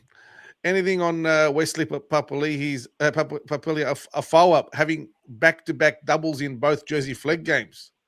Well, they lost on the weekend. They led and it slipped away. A great start to the game. Tough, good young winger. He's definitely the player I was thinking of. He's playing SG ball this year. He had some good games. Had some games where he made a lot of mistakes. But definitely a talent, as all the Papalis are. And he's going to keep that name flying high for all the cousins. So, yes, hopefully another Bulldogs junior Papali will ascend and do good things for our club. But and hopefully we'll be able to make it into the NRL squad before having to leave. Still a bit sad Joe Ash is gone. Who's obviously related. To obviously young Wesley. He's related to Joe Ash as well. So yep. Scary. They don't come much tougher than a 21-year-old. That's right, mate. Good to see Cooper Toy named amongst the reserves. He's working hard. Yes, he is. And got a good opportunity this year as well on the trials. The mainstream media seem baffled to find out only politicians and lawyers are hated more than them. And that's only a just. That's it, Brian. Lakeside, I don't agree with the way the Knights fill the stadium. No matter what, you have to vote with your feet when a team is not putting in.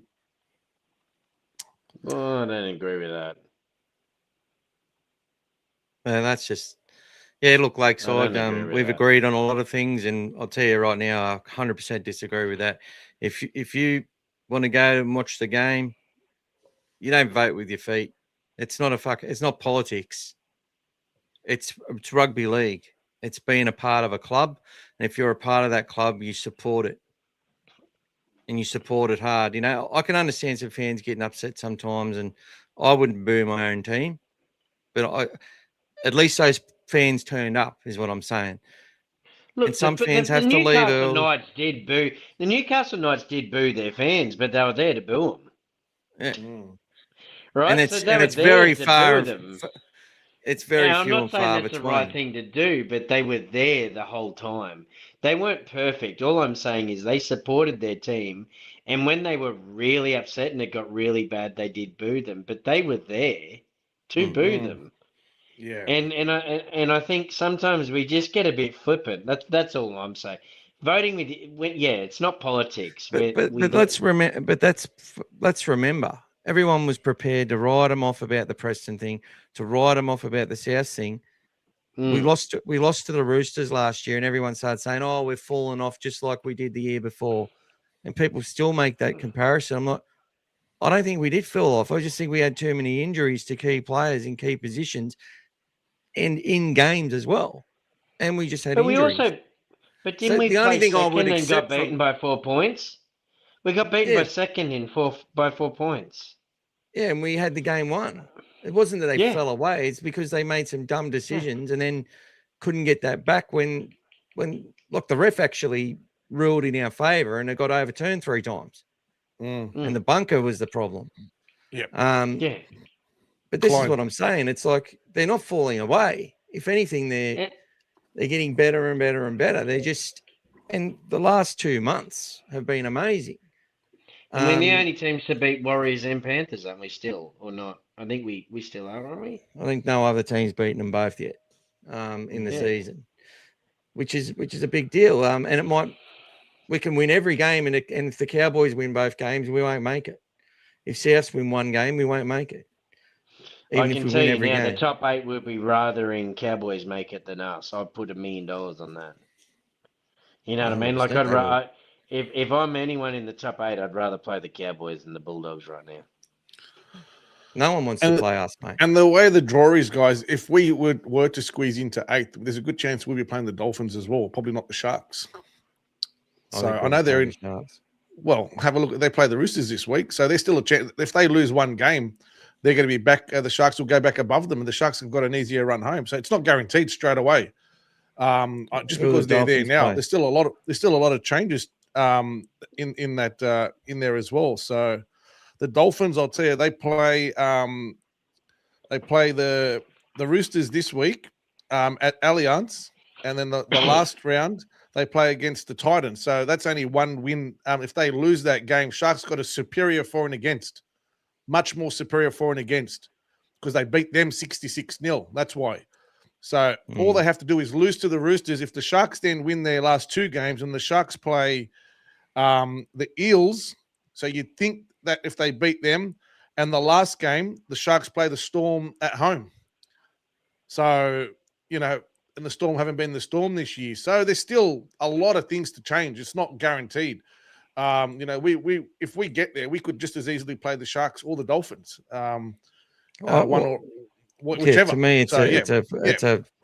And I'll take either one. Is going to be. I'll take either one. Well, but the Cowboys and South are still in trouble because haven't the South got Canberra? Who's South got this week? Titans. They got Titans nearly beat Cronulla, didn't they? Yeah, yeah. So they've got Titans at Seabus. They got Titans at Seabus, and then they've got the Roosters at Allianz, which is their final home game of the year. Although it's at Allianz, it's still going to be a Rabbitohs home game. That's the Dolphins you're talking about, not the Sharks. No, I'm sorry. I'm talking about the Sharks. I'm talking about the South. How much?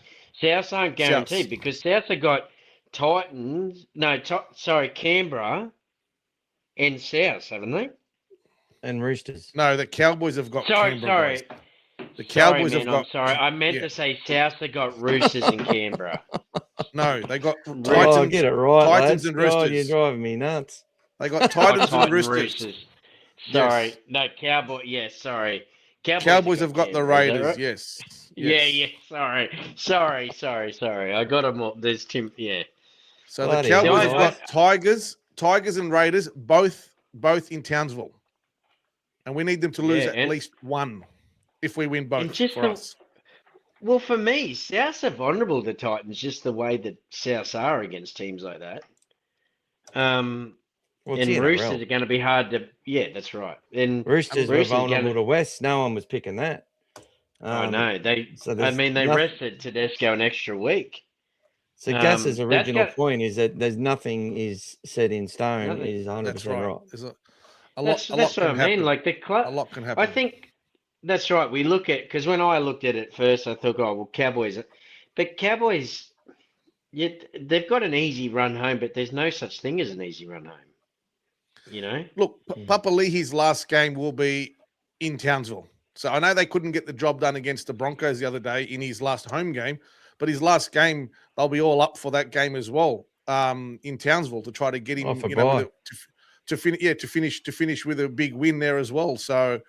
There's a lot of things. And look, you saw it the other day, guys, man, 8 losses in a row, Tigers, 8 wins in a row, Roosters, and they lost. So anything is possible. If you don't turn up, anything is possible. And trust me, Roosters did not want to lose that game. Now they're in 3rd. They might miss a home But we've final al- because of it now. We've also got Panthers and Broncos to play, so it's Bring not it easy on. for us either. We It's got a the good lead up toughest to the run out of finals. all of Good them. lead up. Good lead up to Yeah. the finals. Bring it on. The only And two I'm not teams saying that have we won a can't grand win that, final in Gas. the I was just sort of saying there's no easy for anybody, like it's Nothing like, is guaranteed, mate. we're Could going come to down to play the last game only of the two year. teams that have Yeah. won a grand final in the last 5 years. That's Yeah. it. That's it. That's it. I'm more nervous about Broncos and Panthers. At Me least too. Reece Walsh is out anyway, but that's another story. We're going to have to deal with Hayes Perham, the great Hayes Perham. Yeah. D is saying that I need to get some of that music they use for long speeches at award ceremonies when the Dogfather gets on his rant. That's it. That's it. If anybody can organise that, D, I'm sure you can organise it, mate. Oh, mate, I'll just cut the feed and I'll be, oh, what happened to Gas and what happened to Joeby? Oh, they must Oh, have got... sorry, I get Where's- confused. where's I was Max? getting Must have confused got between cut the off. Cowboys and the Rabbitohs. I was getting. That's all right. I was That's all conflating right. the two of them. That's all right. I wasn't sure if you put your sort of short-sighted glasses or long-sighted glasses on the way you were going. I can't like the Oh, problem there you is. is. I can't see a thing if I take them off, and then if I put them Okay. on. That's So all just right. to make it clear to everyone, the Dogs need to... There's two pathways for us. We win one game and Souths lose both games and Cowboys lose both games. And we win one game, we make it in either of those scenarios. Or Cowboys lose one game. Sort of both And games, we and win we both. still win one. Doesn't have to be. Doesn't matter about Souths. Yeah, it's one of them. If Cowboys win one Yeah. game and we win, we'll need to win two. Yes. Yeah, Cowboys So are more. if Cowboys vulnerable. lose both, we can win one. Correct. Yes. Yes. We only So need one if Cowboys lose one, both. and we only need Cowboys to lose one if we win both. That's right. Correct. Correct. Yeah. So if we We win lose two one, we need them games. to lose both because of the for and against. We won't overtake the Rabbitohs. That's right. That's right. Yeah. So, So hopefully Rabbitohs Yeah. lose both. That's what I'm hoping. yeah, and then we can be into seventh, and then it opens up different things for us as well. So if that happens, and then we end up playing the Knights guys potentially. So or something like that. So there you go. Well, I think if we Okay. get in the 8, we're going to be dangerous for the first team we play anyway. Mhm. Especially. That's it. I think the Sharks will be the hardest team to beat. Yes. I don't care how bad they're playing right now. They've They don't been suit us. They trouble they've us. been in this situation for the last 5 years. I see Sharks as the Parramatta of 2022. You know, they could be a team that goes on a look. They're just as likely to lose, but Haven't if they I lost look Trindle? comparatively, they were making finals easily. Last year, they timed their run a lot more. This year, they look like they were timing their run and have just gone a little bit off the last couple But of weeks. didn't they lose Trindle, Mick? He's out for a few weeks. Yeah, he's still not He's back out yet. for a few weeks, yeah, and that obviously hurts them. I But think that's a big loss, I think, for them. Big- I've seen loss. He's teams that do this, yeah. so they just sort of go, okay, where are we going to finish? What's our options?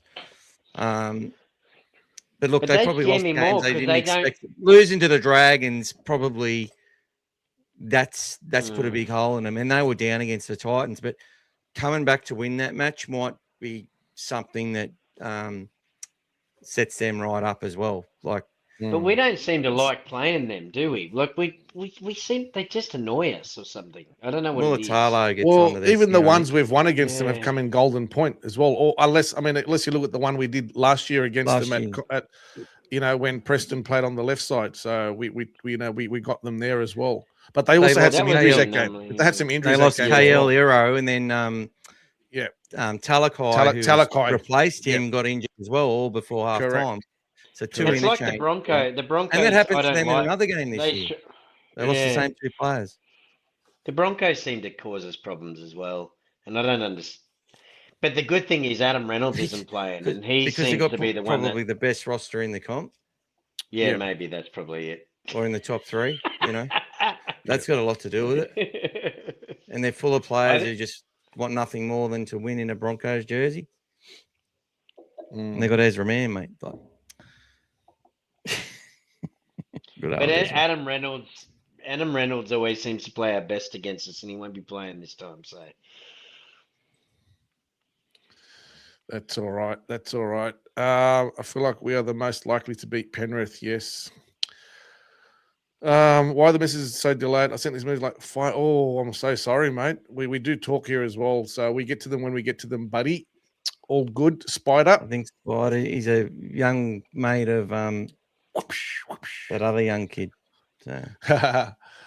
Sharks with Trindle out rubbish. We will be back early and we'll redo the shoulder. It will pop out if he comes back. Yeah, who knows? We can beat Penrith again if we play disciplined footy, defend well and attack well. Dogs need to apply pressure all across the park. Let's put 30 on Penrith again. And welcome, Peter Bulldogs. Welcome, buddy. Hope you're well. Let's have a look at the teams, Mick. Let's have a look at the lineup. Let's start getting into our teams.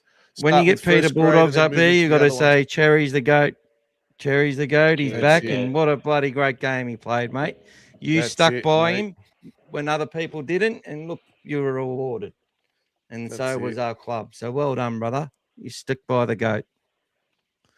All right, let's keep going. And Brian said that Reynolds has been our problem since about 2013. So we will do the Broncos after smashing the Panthers.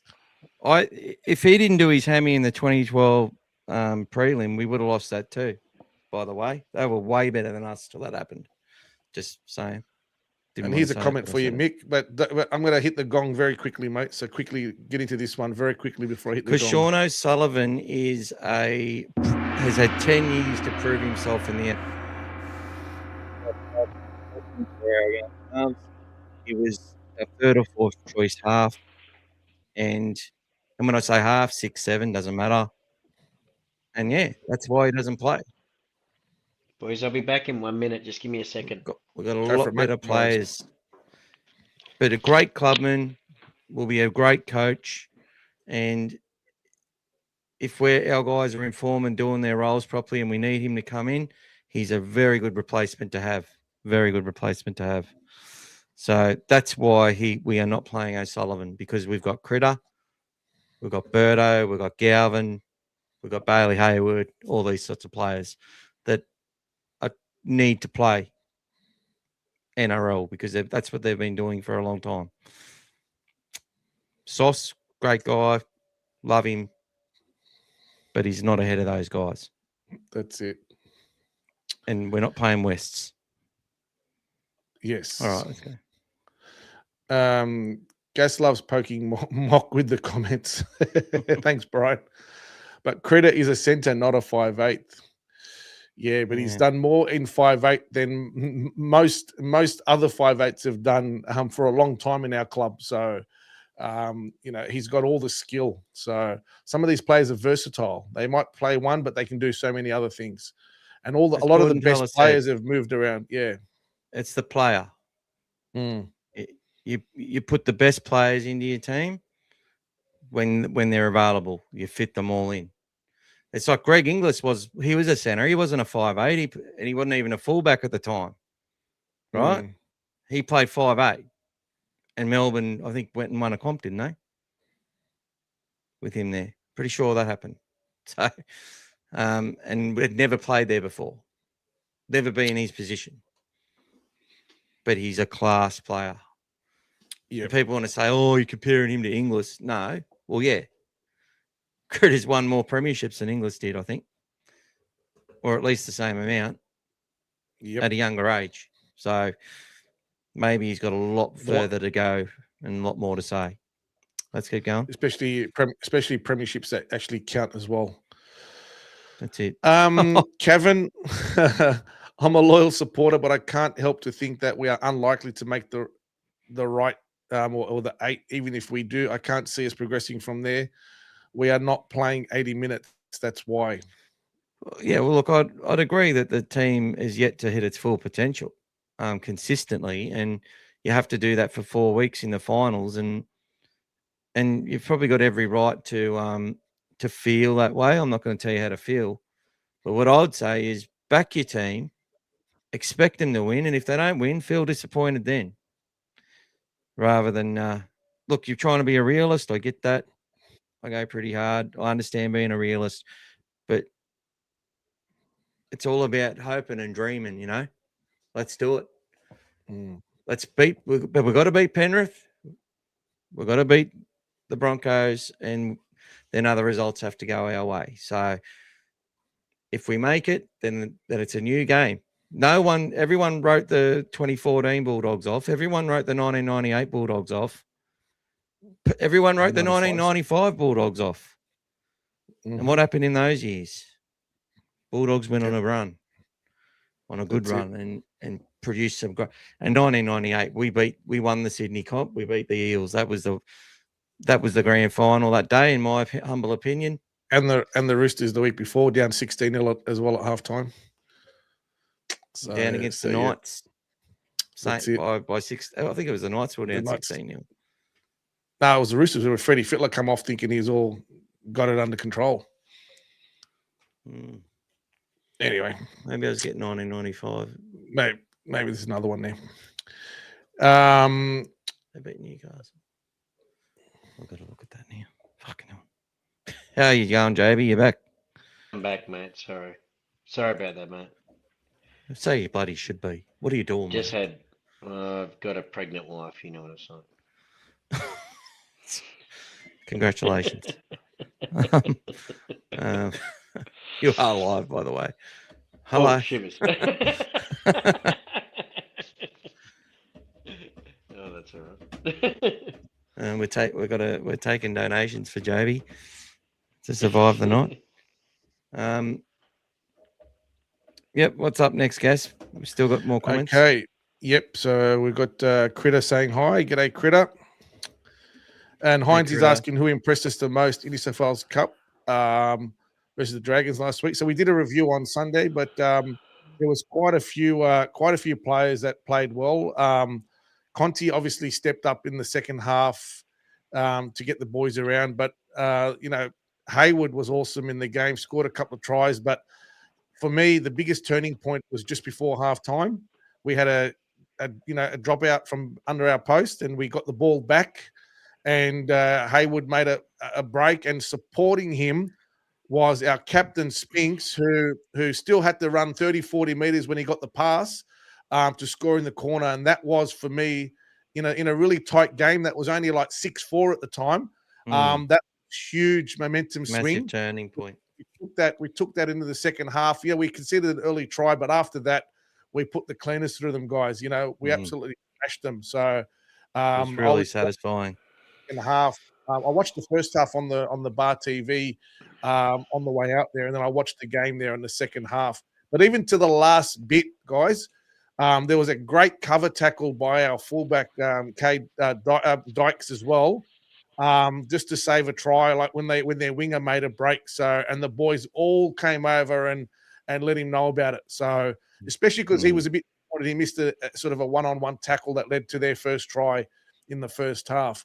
But yeah, great performance by the team. They all played a great game. There was a lot of good plays in there. But if you haven't got the chance, if you do have Bar TV, guys, go back and watch it and have a look at that performance. It was a really good game.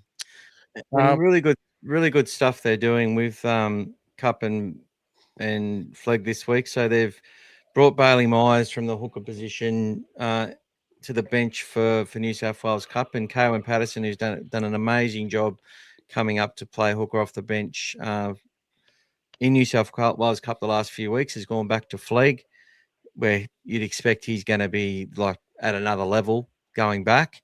Yeah. We're seeing Jack Todd playing a lot more minutes. Lipoy, obviously, he's got a job to do. Broden Cons has gone back to Ron Massey this week, which will be he'll be a really important player for them to try and win that preliminary final against Wright Eastwood. So that's a massive game for our kids. That's a trusting, guys. That's a trusting. If you're putting back some of your players that have helped you get there, they've put back a very good player back there, guys. That's going to help them hopefully get into the grand final. So, even though he's come out of the New South Wales Cup, I think that's a big positive for him to get back in there. To give him some exposure for some big finals game as well. So good stuff on that as well. And it looks like, and you got that Ron Massey team. Corey Ackers scored a really important try to level things up. Another kid we got from the Dragons, big. I reckon there's something about him too. I don't mind. And Sheldon Hayward. So with those Sheldon Hayward, Jersey Flegg and New South Wales Cup guys, Parker Street Reserve in Penrith. For those who want to turn up on Saturday, so you'll all be pumped after we dispose of the first grade team on the Friday night, but you'll be able to go on the Saturday and watch them play at Penrith. So I know there's quite a few of you who live out that way. So good luck if you get out there and watch those Jersey Flegg and the New South Wales Cup team go out there. Critter's asking who is going to be our next fullback. Our next fullback is Connor Tracy, mate. Look, there's Probably a chance talking about after him, maybe. They might look at Carraz in the preseason, but it's just going to depend what's going to suit the balance of our team the best. They could look at Critter, but as far as our next fullback, there's quite a few coming along. We've got Connor Vitano who's coming over. He's a very good young player. That's probably feels like I've got Fletcher Sharp in front of me. Although he's playing the halves, he's also earmarked as a potential future start fullback. I've got Carlin Ponga there, so maybe it's a better opportunity for me to come in as a genuine fullback at the Dogs. Not sure what's happening with Cade Dykes. Hopefully he sticks around for a bit. You've got Raymond Peru coming through. You've got Latrell Fing coming through. A whole bunch of kids. Tay Cochran Is Cade Dykes more of an injury thing, Mick, or that you worry I about? just think it's always going to take a while to get his miles and his legs, and he's sort of and to get that residual toughness and fitness after being out for like 2.5 years basically. So the fact they've got so much out of him this year is immense. But hopefully he gets another preseason and we'll see what he can do as well. But I see him a little bit of what Ramsey's done last year. He came back after a long layout and he played okay for the Dragons and he played Cup. And if you remember, he did well against us. But this year, with his opportunities for the Roosters, he's really taken up another level and he's getting back to where he was. And I feel like Dykes can be in that similar vein. Another off-season under his belt. Because don't forget, guys, the off-seasons are the hardest things the players have to suffer through, honestly.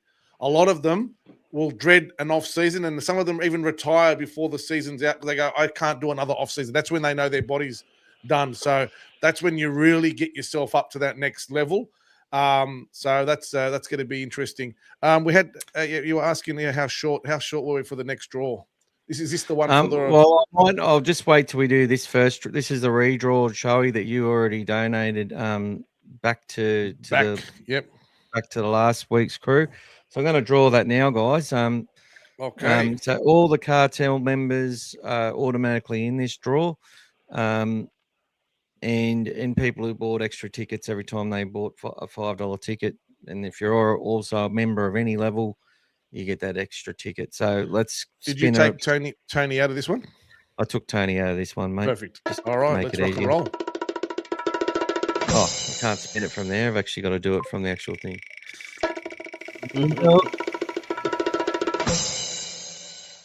Who is it? Old fella Dave, is it? Oh, hey! Old fella Dave. He's currently one ticket did it for Dave. Well done, mate. He's in Bali buying Bulldogs merch, from what I can tell. He's buying smoking it at a Cuban cigars. Doing it at a good discount, apparently. So yeah, well done. Apparently he's a regular Joe with a regular job. That's all right. Well done, he's mate. Average white 9-to-5 slob. He likes football and Bulldogs. And thanks again for Tony for allowing the redraw. Thank you, Tony. Got an average house and a nice hardwood floor.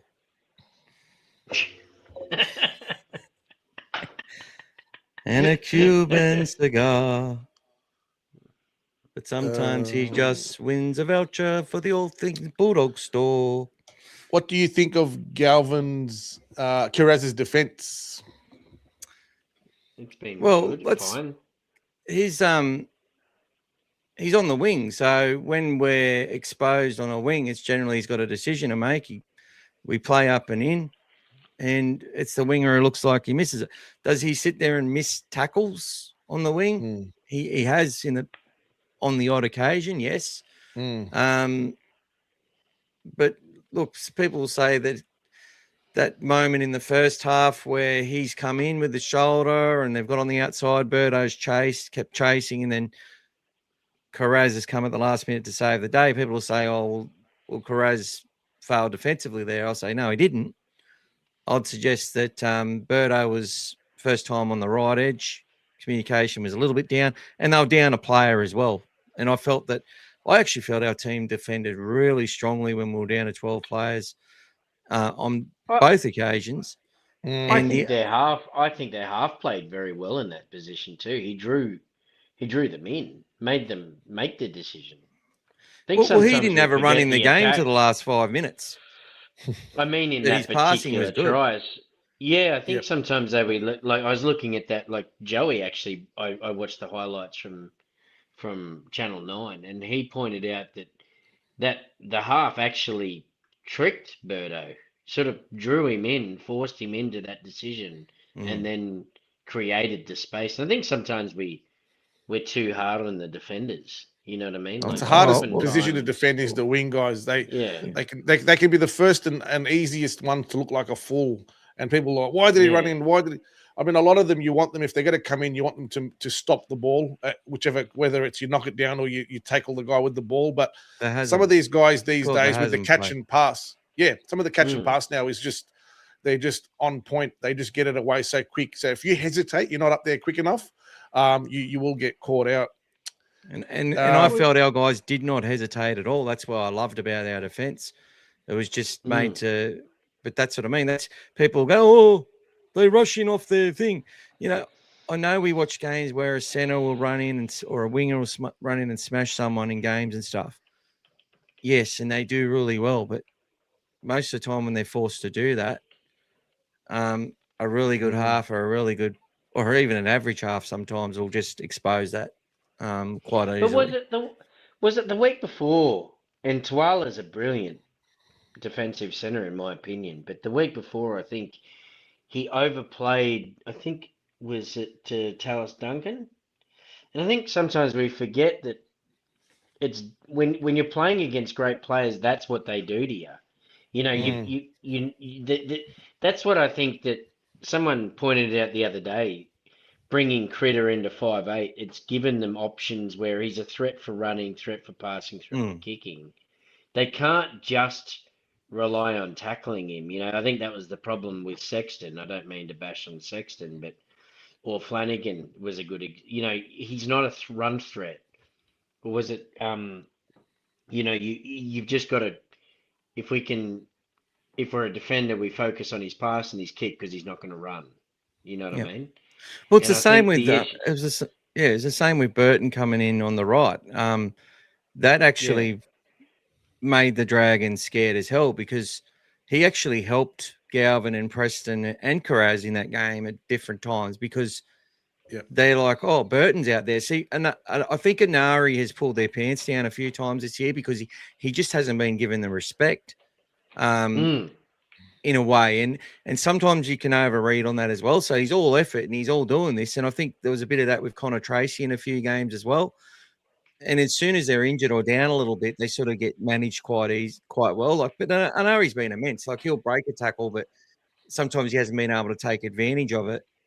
And then you'll have but Birdo, it's forced them to sort of hang off, if you know what I mean, and a little bit. I was listening to the Dragons podcast, and I actually thought they were a little bit too harsh on Holmes in that particular situation because if you watch what we've been doing, what do our fans say all the time? That Burton only has the short pass to Preston, you know? No, that's Galvin. Galvin, sorry, I meant to say Galvin. But, I mean, it's nonsense. I'm just saying that's what they were expecting. Holmes was expecting him to pass short to Galvin, and then he passed it to the back of Burton, which exposed Holmes. And that's what that play does, you know what I mean? People don't realise they're setting that up constantly. It's like a pool shark. You're constantly doing things to get people into a muscle memory, and their eyes might be watching something, but their body's wanting to go another way, and it just takes that split second for a good player like to actually understand and go, "You're done."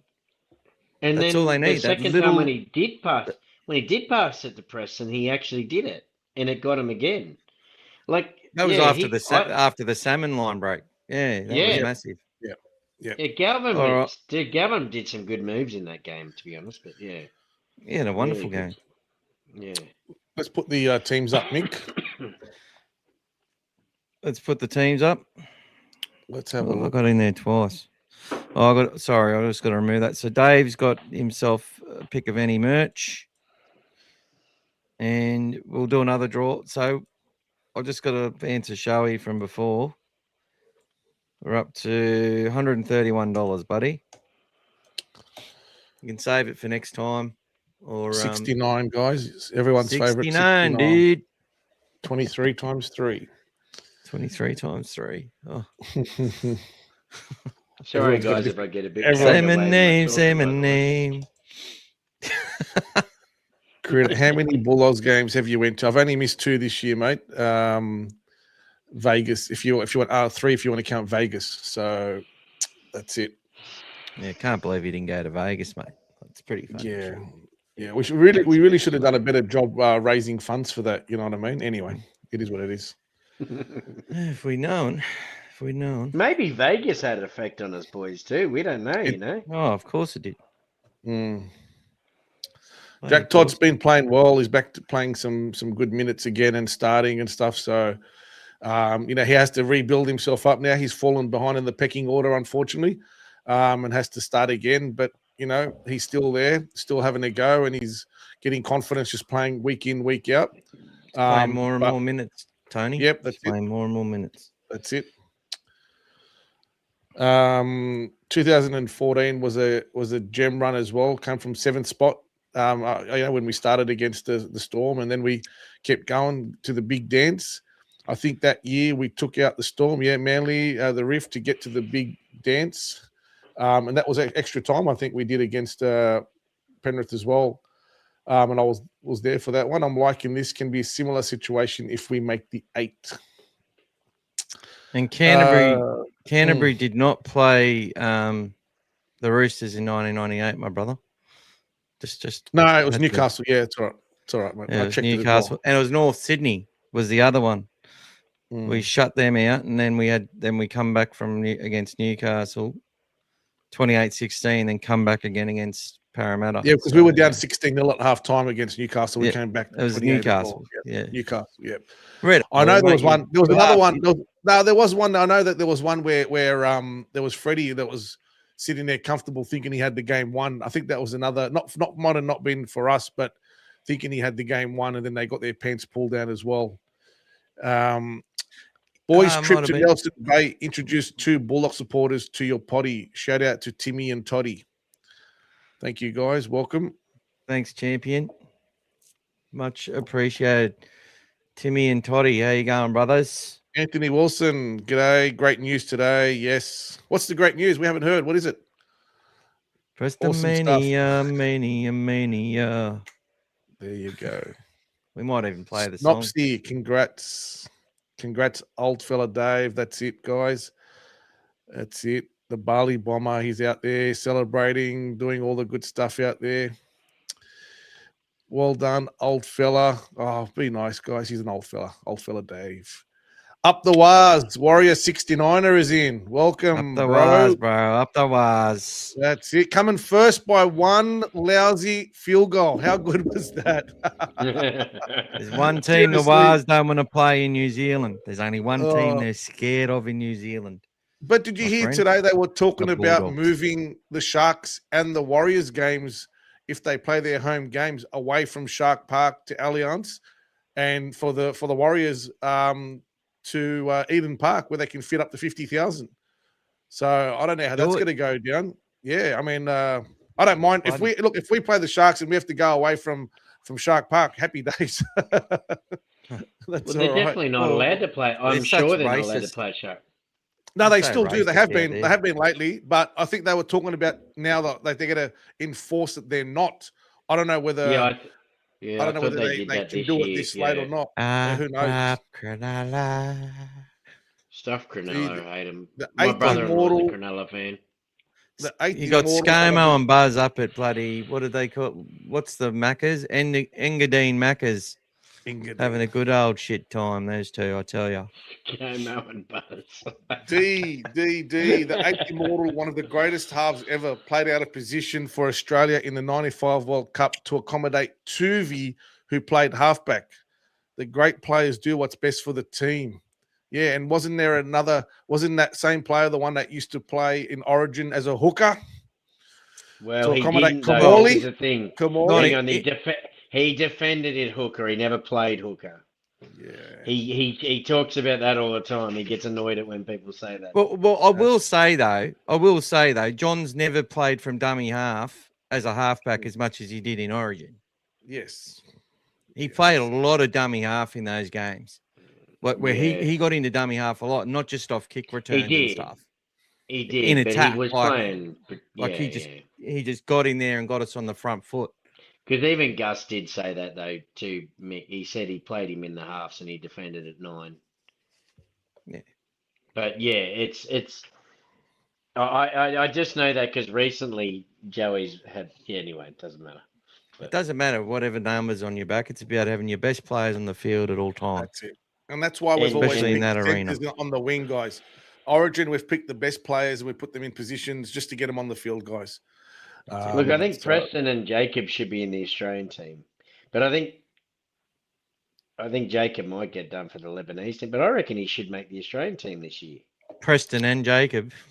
Yeah. Preston and Karaz, you mean? Right. The two Jacobs. No, Is that Karaz. what Yeah. The two Jacobs. Jacob, what did I say? Yeah. Preston and You said Preston Oh. and Jacob. They're both called Jacob. Man, I'm That's tired. all right. I'm sorry. Oh, That's all right. it's got to tell your Karaz mates to and stop Preston. spiking your drink, Joby. No, I'm tired, man. I've had a It's long. all right. He's already Um, poked his eye out 3 times trying to put his glasses back on. When I take it off, I can't see my screen. Leave me alone. And I'm not used to wearing glasses, so it's hard on me. No, Look at the hat, sorry, I meant headgear. Karaz and Preston. They've got a shot at the Aussie team. Because who? wingers Preston, are- Preston definitely because of Hudson being injured. He's going to be very, very close. If he obviously stays injury free, etc., he'll be very close. Karaz, it'll come down to like if he's fit and raring to go, and depending on who else they're going to put in there, guys. You need a bigger squad. But Marky Mark can't play. Well, yeah, it's look, that's a Can tough he? one. Look, there was a comment the other day that Karaz was talking about, and he was patrolling about in the new Lebanon jersey, and they're saying he's going to play. And then I actually put a comment on the say if he doesn't get picked for the Kangaroos, so he's still a chance. But it just depends on what they're after, guys. It depends on what they're after. So, Well, Jenkins is obviously an option as well for the Aussies. So, yeah, I reckon he might get picked. yeah. Milky. Scary. Have a good night, mate. Night all. Got a big day in the truck tomorrow. Up the doggies. That's it. Up the doggies. Night, brother. Did you guys hear Kemp on bloke in a bar getting pissed off with Seraldo dropping Inari for Cherry? Oh my God! Why dropping and changing his side? He had no idea Inari was injured. Joby actually commented on it and just said, "Dudes, if you're going to make these comments, at least get your facts right, sort of thing." And Just pay And attention. I just said pay attention. He was attention. injured. But what I'll say about this chopping and changing thing, even Cody K, when he's talking to, it sounded like him, the one with the messed up fucking head. Looks like anyway, he looks like he got stuck in the canal on the way out. God, that was a nasty thing to say. I shouldn't have said that, but anyway, it sounded like him anyway, talking to Tracy, and he's going, your coach has basically been messing with the spine all season, is what he made out. And I'm like, Tracy's like, what the fuck do you mean, mate? Like, Critter moved to 6 ahead of Burton. That's all that's happened this year.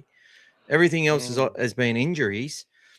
Yes, and then you've got forced. people like Braith talking about like Jake, oh, is he going to play Jake Turpin or Kurt Mann or Hayward? Like, he sounds like he doesn't know who his hooker is. I'm like, bro, he fucking knows that sometimes Adam Perry, if he didn't start every game at hooker, he did when he was fit. But sometimes they started Corey first and did other things. Sometimes Grimaldi went in there and whatever else. Like, there's all these. He fucking knows his shit, but he pretends that he doesn't, and asks, and you can see, amnesia. I've got amnesia because it's his job. It's because it's his job, right? I get that. And then people go and carry it on, and Tracy's sitting there going, what the? Like, I don't want to disrespect you, dude, but what the fuck are you talking about? What do you mean we messed our spine? Hayward's our 9. Birdo's been our 6. He's now going to centre, and he's basically just swapped with Critter. That's all. And it's been Galvin's had the 7, and I've had the 1. Like, I was injured, and Jacob jumped into me spot. That's all that's happened. What the fuck are you talking about? They go, the tinkering. Look, I get the being pissed off with Curran going to centre one day. I get people questioning that. Like, I'm sitting there going, God, you make it hard for us when we're defending. You have to do that. That one was hard to defend. The Curran in centre. It's hard to defend, but I back the coach to trust whoever he trusts. I'm not going to tell you who to trust, Joeby. I'm not going to tell Gus who he should trust. But yeah, anyway. I still trust I agree with you, but it's just a lot harder. That one made they need to know their stuff. And you're 100% right, Joey. Look, blokes, they're generally pretty cool. They're pretty nice. They're not out there to create destruction with their media. They're out there to promote more than they are to pull down, if that makes sense, which is against the grain. What happened to Joeby? I'm here. I'm here. Can you see me? Yeah, just leave it. There we go.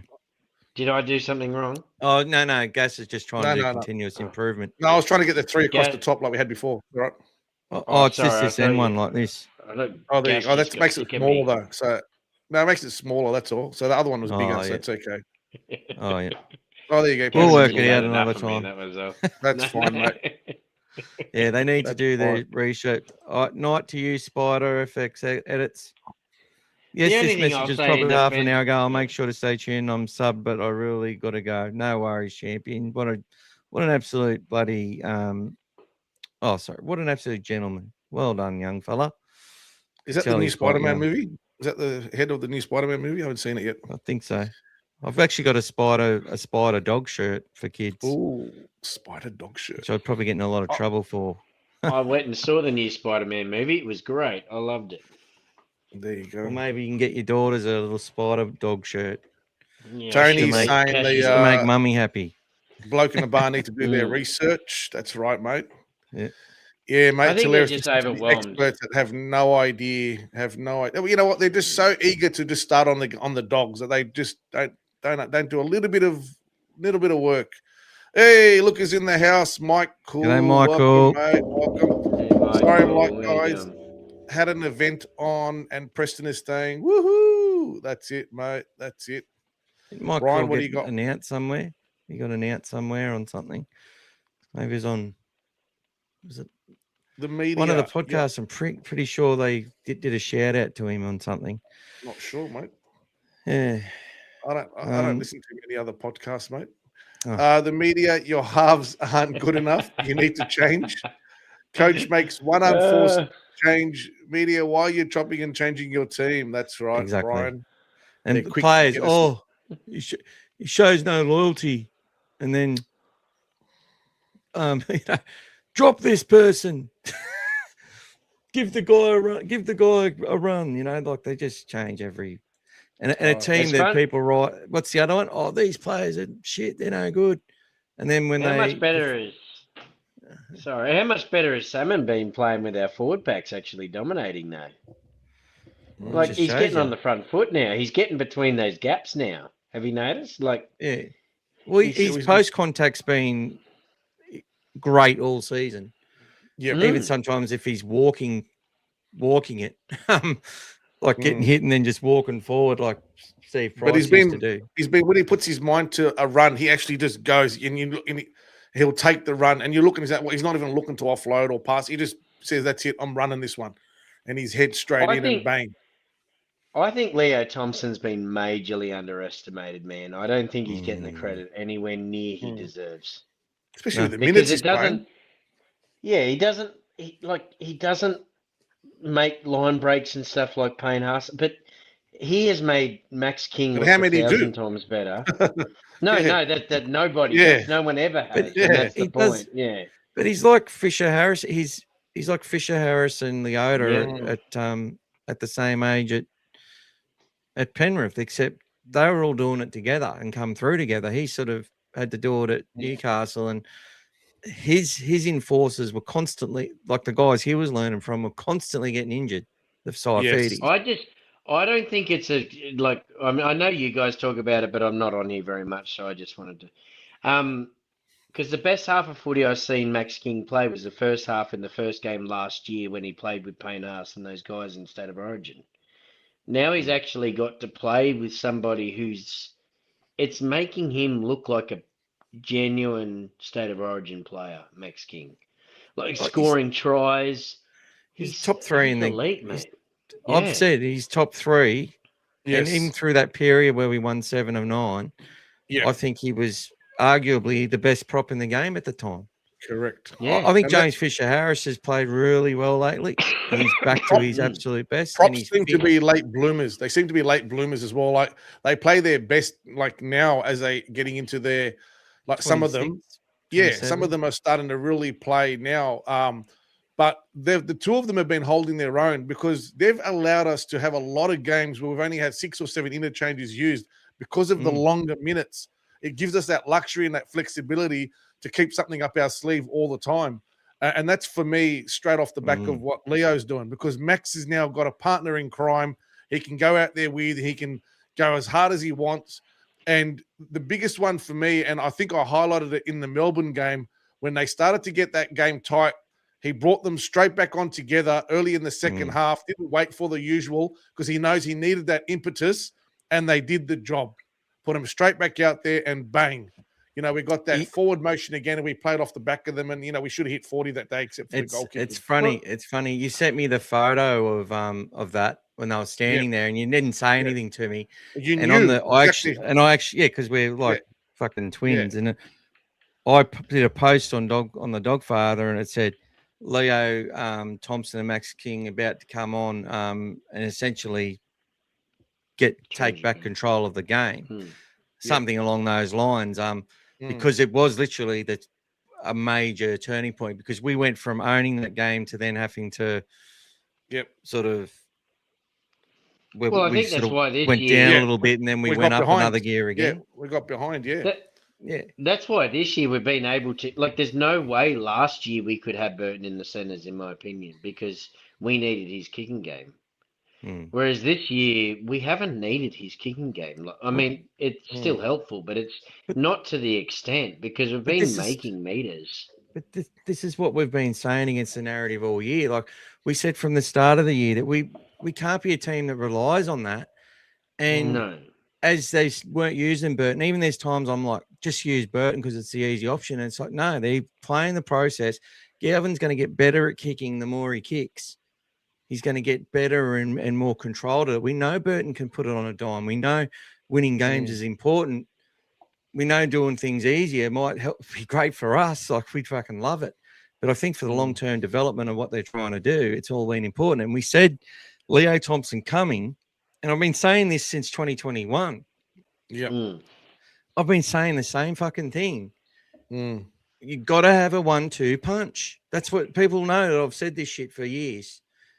And we haven't had it. And when we almost had it with Vaughan, that's why I was like, you've got to keep Paul Vaughan, because he's just he spent 10 years in the NRL with the exact as the 5th best prop in the game every year. Statistically, and the way he played, he was just so consistent. He might have been a bit of a flop or whatever people were saying about him, but he was so consistent. And Max King just come on and just loved playing off the back of that. He just loved it. Like, you can just imagine how good they could have done if Tavita actually stuck around or achieved his potential for half a season instead of 2 games. You know, it's So you didn't like Sharon, you're saying? Sharon Woods. Sharon Woods. But Max King and Paul He Vaughan, only and then played 2 games for old Sharon Woods. yeah. Who was the other? Who remembers the one that we signed that never ended up coming? Reneged on his the shark. Remember? We signed him. And then he Andrew changed Fafita. Yep. So Andrew he was Fafita, supposed to yeah. add that as well. He was supposed to add that as well. So Well, it wasn't so much Ebra and Ig. We couldn't afford it. yeah, well, They'd made promises and signed a contract they couldn't honour.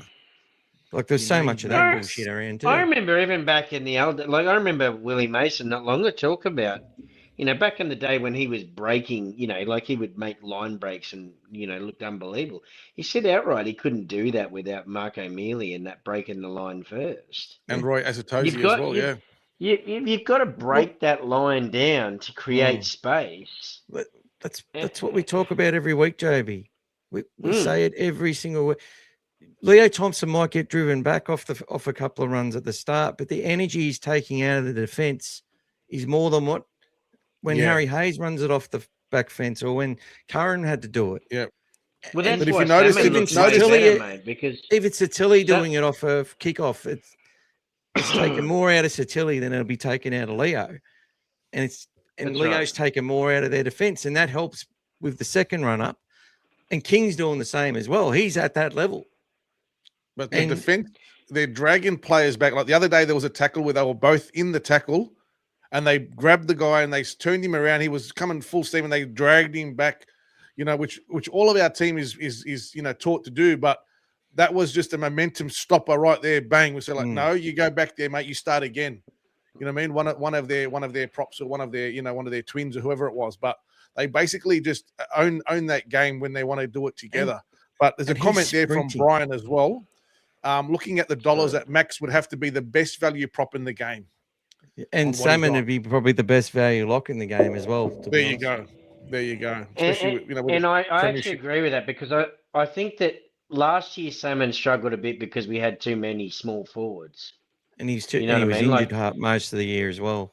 Yeah, he was good. He was good until he got that injury against Canberra. But you know what I'm saying, Mick? He didn't get on his front foot that often.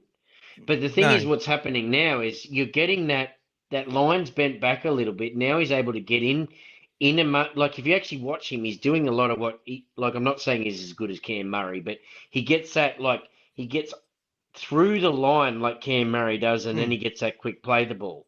But he's only able to do that because he's got the players to do it in front of him. It's not because he wasn't a good player before. Yeah, well, we highlighted that for the first half of the year too, even though when he wasn't running it as much in the first half of the year, his play the ball speed was the fastest in the team. Yep. It was consistently under 3 seconds every game. But I'm noticing he's beating at least one tackle now. Like he's beating, you know what I mean? He's getting in between those players, which is why you want that small playing for. But we haven't had that luxury. We've had too many. Like Max King was really only the only one big guy. Now we got Leo. And that's why I get frustrated when I hear people say, I had an argument with the bloke saying Leo's the biggest waste of money we've ever spent. And I'm like, you're not watching the freaking game, mate. It's so frustrating. And how fast does he sprints? He's literally sprinting in, out to get to play, especially off a move. Like, and you can see, and sometimes he's made mistakes because, look, I'm going to run into this space. He probably caught the other day when we made that break, and then Bailey should have went the short side. And Mick Ennis, I did the watch along. Mick Ennis said what I said afterwards. And then Bailey saw space. I have no doubt Leo's like, give it to me. I'm going to fucking run and score here. Like the space had opened up on the left, and there was plenty there. So Bailey's gone with it. And that's what they got to do. You either get it right or you get it wrong and hook up. Most of the time you're getting it right. And then, he throws the ball. Leo's thinking what he's going to do with it before he catches it. He only gets it wrong because Leo drops it. Yeah, well, that's it. Like, if he doesn't drop it. But Leo thought he was going to go keep going, go under the post. Like, I've seen it a few times. That determined to get. He's a footballer as well. He just wants to play.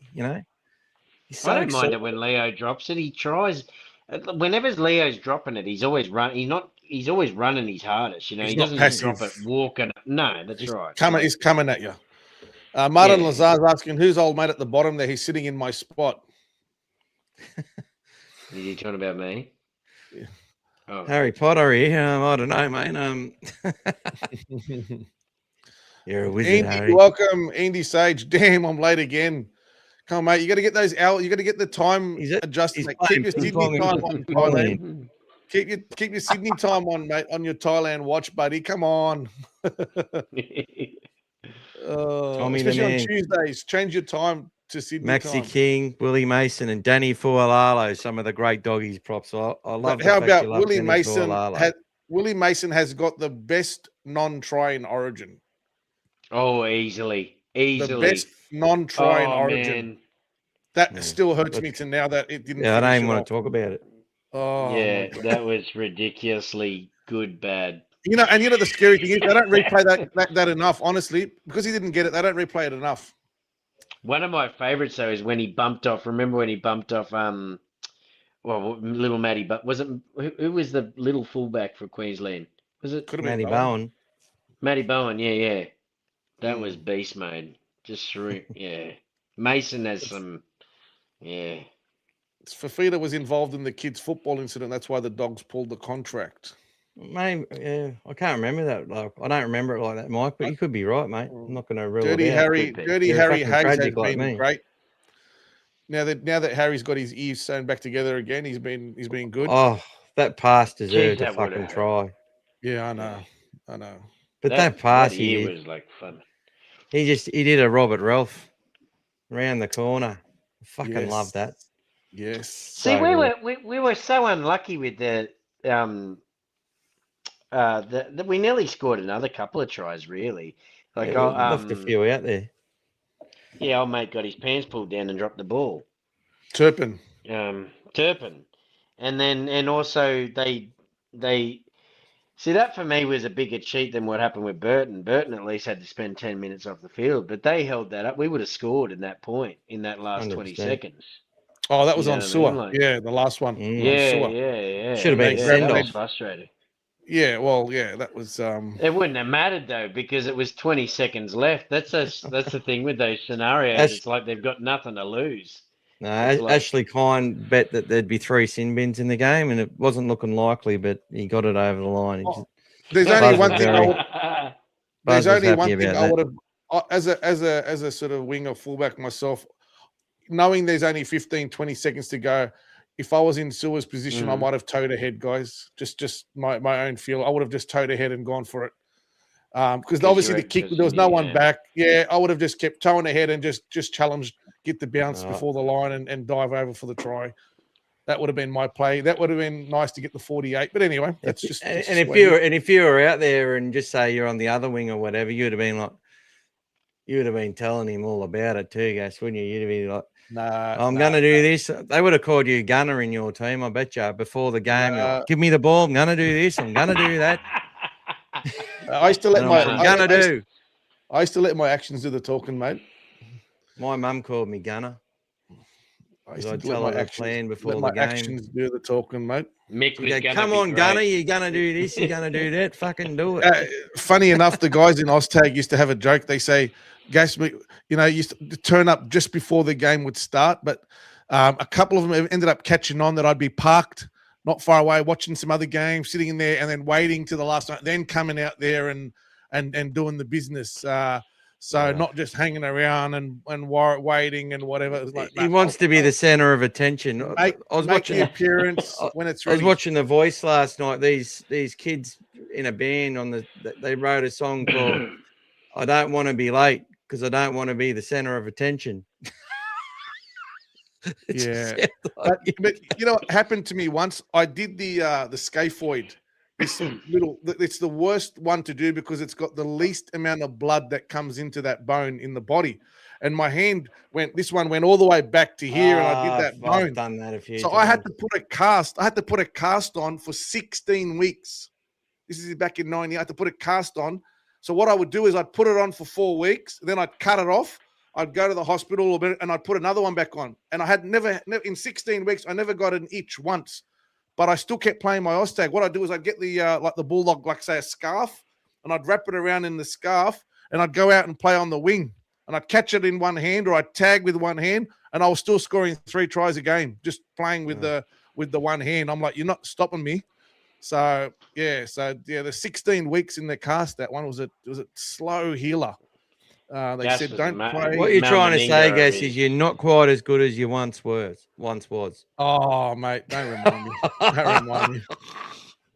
What's Andy doing? Drinking some fuzzy stuff to celebrate Preston not going. There you go. That's it. There was a fight. PNG. There was a fight off the field at a junior rugby league game, and the Dogs said, we don't want that at our club. That's what it probably was, maybe. I think that was him and his brother were both at that. That was in a Penrith. I'm pretty sure it was a Penrith junior rugby league. I remember that happening, but I didn't know that it stopped him. I thought that was... Yeah. Yeah, I know he got in trouble. He got in trouble from the NRL as well. Okay. Yeah. Who we got here? Story. Swag Shorty. Does anyone know what happened to Fami Tolola? Is he still at the club? Well, look, I don't know. I've actually got him on my friends list, I think. I'm pretty sure I've got Fami on my... Or I did have, and because I love what he did in the Jersey Flag Grand Final. Really good. And he actually started the season here. He's playing a bit, but he might have just got injured again, or he might have been on a train and trial at the start, and they just said, sorry, we can't, we've got to fill that somewhere else. I'm not sure. But a really talented player. And I thought he'd gone off because I'm pretty sure he did a knee injury last year, and I didn't think I'd see him. I hadn't heard nothing from him or what he was doing as far as like from any talk about him within the club or on media or anything. And then I saw him in the team to start the season, but I think he was there for the first 4 or 5 rounds, maybe. I haven't seen him since. So, yeah, actually interested about that now. I forgot about Fami because I thought he was a really talented player. Dogs posted the best way to announce a Preston signing. They sure did. Well, Michael, I actually announced it first. I'm just going to say that just for our little community. Yes. Just for my ego, guys. It's all right. I don't expect other people to have egos and protect it, but my ego's all right. Preston not That's going. it. Preston not going. Yeah, so we announced that a few hours before. No one in the club told me. People can say I just guessed it because Spinner Hooper said something today, but no, I got there's a couple of sauces there, bit of tomato, a bit of barbecue, and when they both say it's on, it's on. The sauce is on, and it's never been wrong. And after they told me, they then said where it was from, and I'm like, oh, directly. I assumed it was direct, and then it's like they both sort of said it's secondhand. I went, oh fuck, I've got to.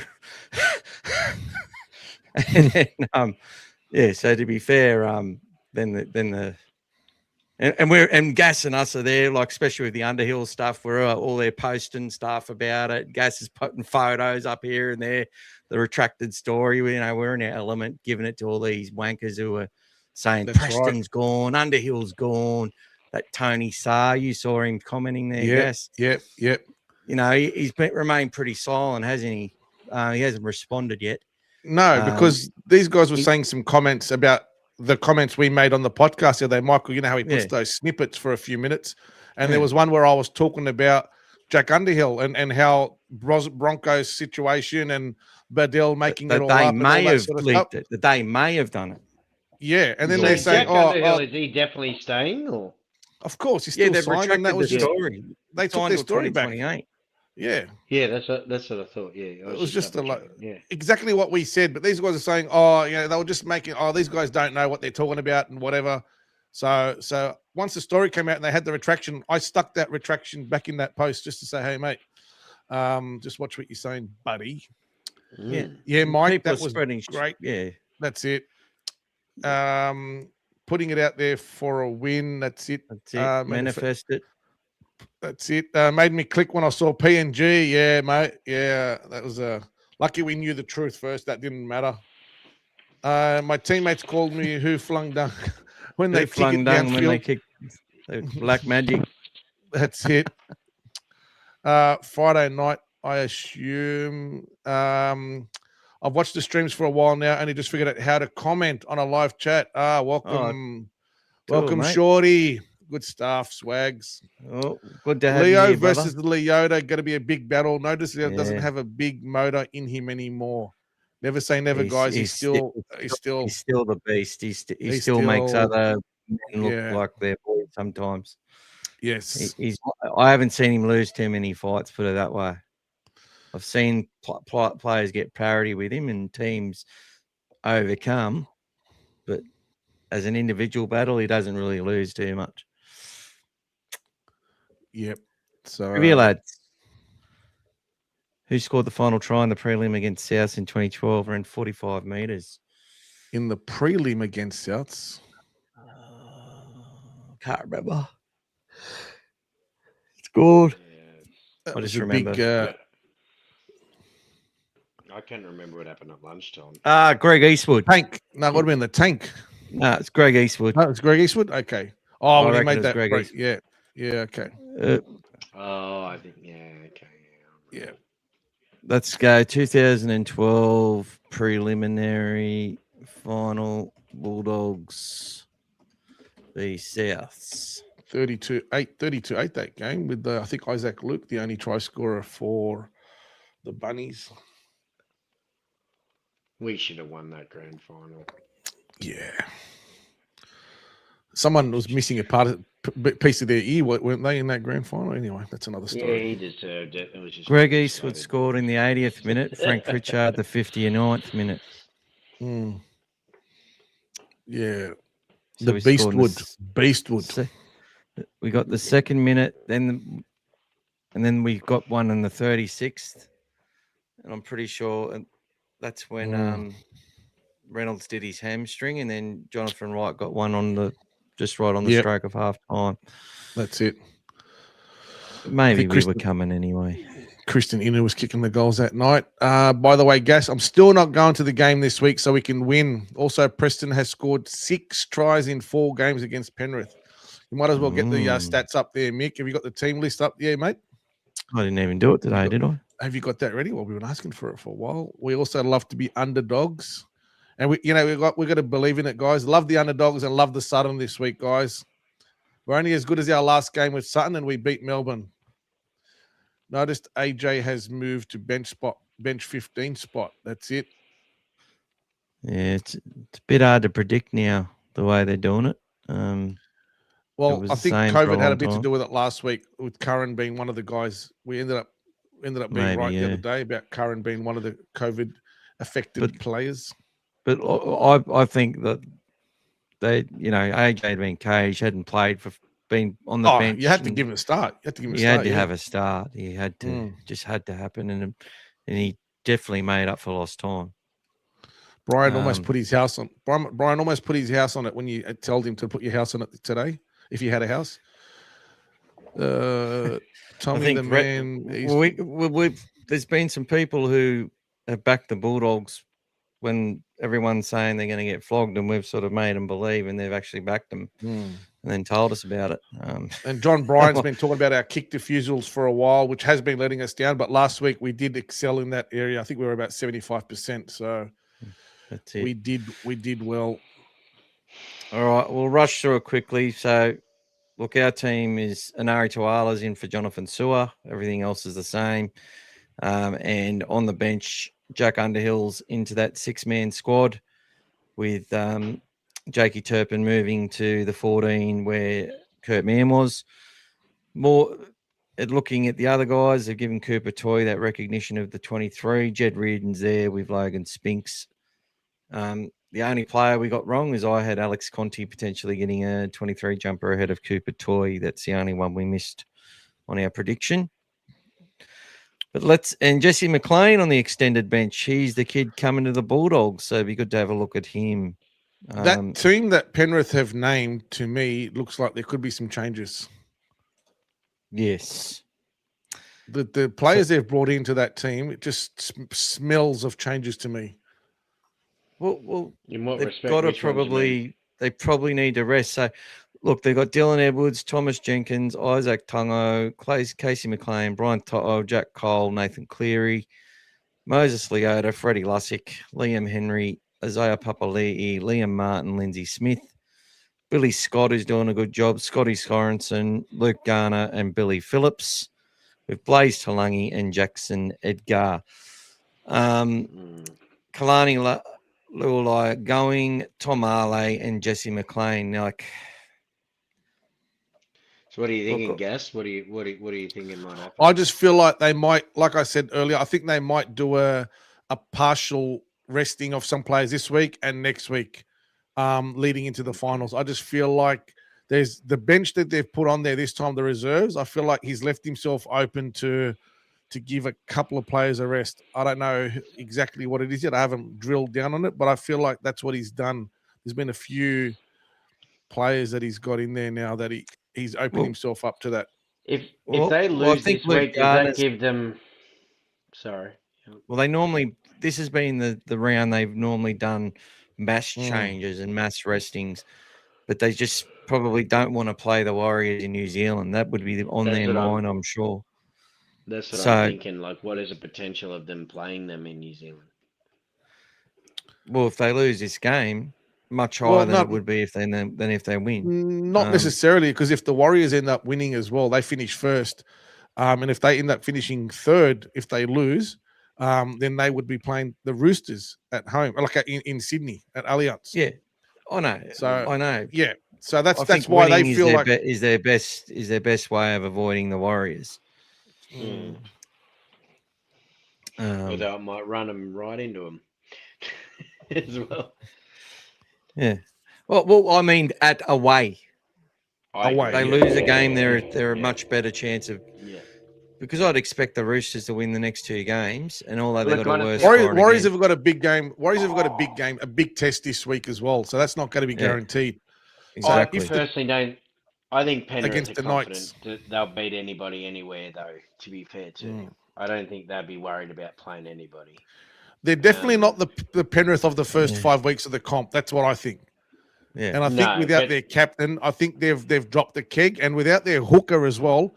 Although they're still playing and they're winning games, I don't feel like they're the unbeatables that everyone's still making them out to be. I still think they've got like. Well, there's no Isaiah Yo, so that's what I'm saying. Without their captain and without Kenny, I think they're still a little bit vulnerable. That's what I feel. And I think it's a bit unfair that people say that about him. Like, you've been losing Isaiah Yo is huge. It's massive, and the Roosters showed that 2 weeks ago. You know what I mean? Yeah. They showed that against them 2 weeks ago. They had a good game plan and they topped them. They lost 2 in a row, but that was the same time we lost 2 in a row as well. So, I heard that Goose Reed say the other day that whatever they got Nathan Cleary. So if they lose 12 players, but if they got Nathan, they're still going to win. Like, Yeah, it's ridiculous. It's the old Superman. It's the old Superman. It's the old thing, he's not. Heroes can stop. Heroes can stop anyone, and a whole team will just sit there and watch it happen until the final scene. You know what gave me confidence? The hero misses. Ivan Cleary's press conference that he did yesterday, where he was talking to some guys, and they were asking him about the team, and the way that he shut them down, that was so disrespectful. Like, I'm just saying, like, he can do what he wants, but I just felt so comfortable seeing him do that. Where he's like, you got to wait till tomorrow. Like, who are we going to put? Who you're putting in the team and Blaze Talangi or whatever? Oh, you got to wait till tomorrow. Oh, I'm not here to talk about the team today. I'm not here to talk about the team today. Like the way that he went about that, I was like, yeah, bring it on, mate. Yeah, bring it on. Have that attitude. Last year, they denied the Bulldogs. The Bulldogs were looking to that game as a game that they go and make their statement, and he took that away from the Dogs. But then the Dogs also were like, we have to win that game to guarantee top 4. We've got to win it to guarantee top 4. So they've done us a favour, but they haven't. And they copped a bit of shit from that, and I wrote an article about it. But at the same time, this is why I'm saying nobody wants to go to New Zealand. It's not about not being. They're not afraid of anyone. Of course they're not. But nobody wants to travel to New Zealand for that first game when it's a week off is so essential. The team that's got the week off is what I think wins 90% of the time. Well, gets in the grand final more often. When they go into a grand final, if they've had that week off, and that's what. I think if we beat Melbourne, I think we beat Cronulla, and we play in a grand final. Do we win? I don't know. Maybe we get. Maybe Critter gets to.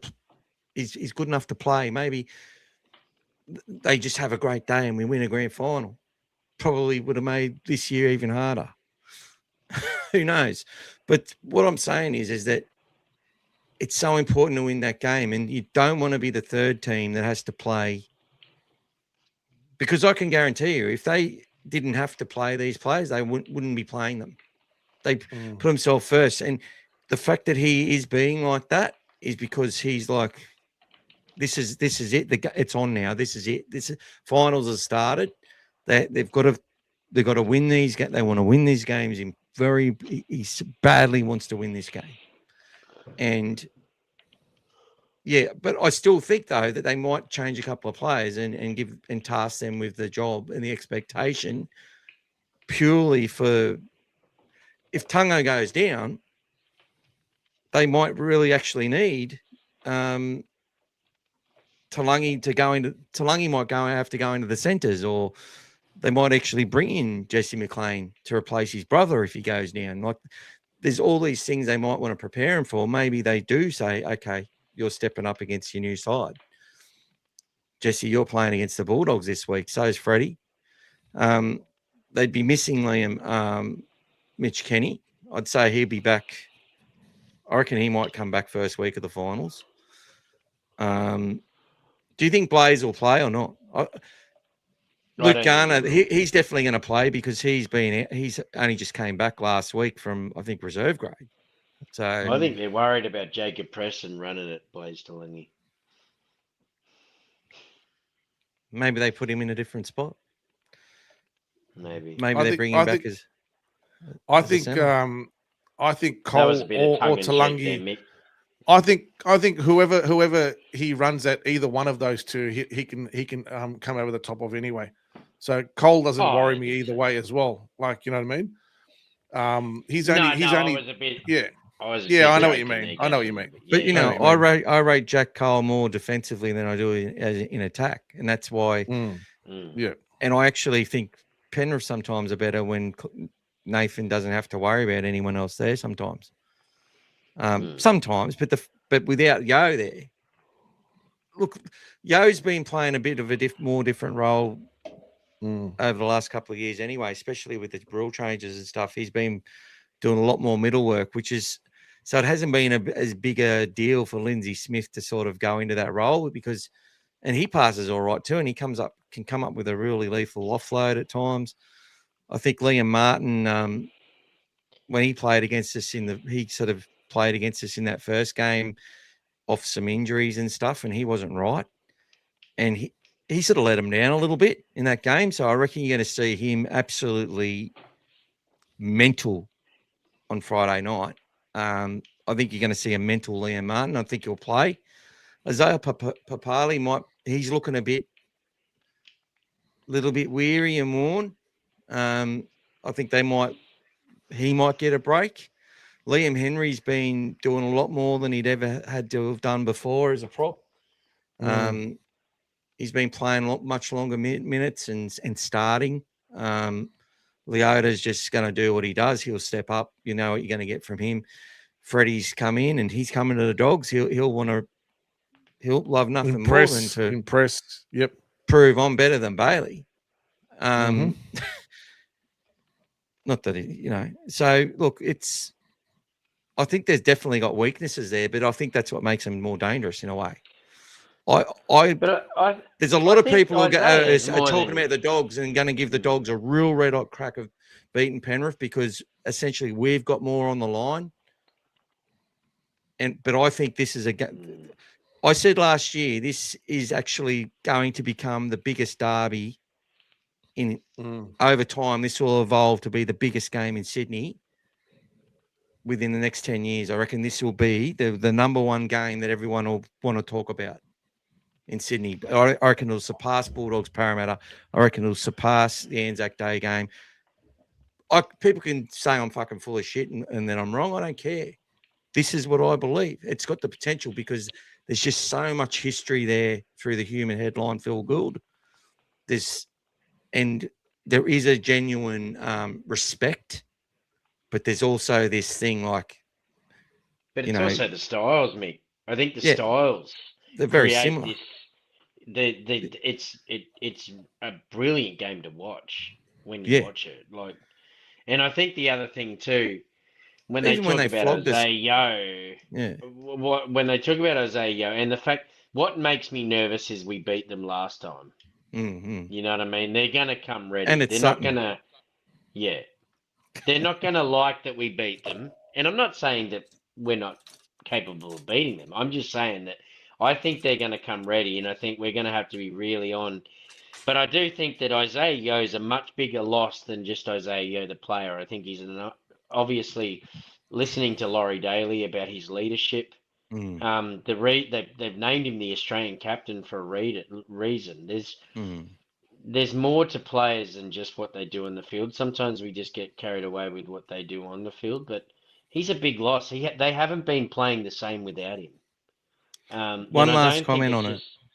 Yep. One last comment. We talked about this, myself and Gas.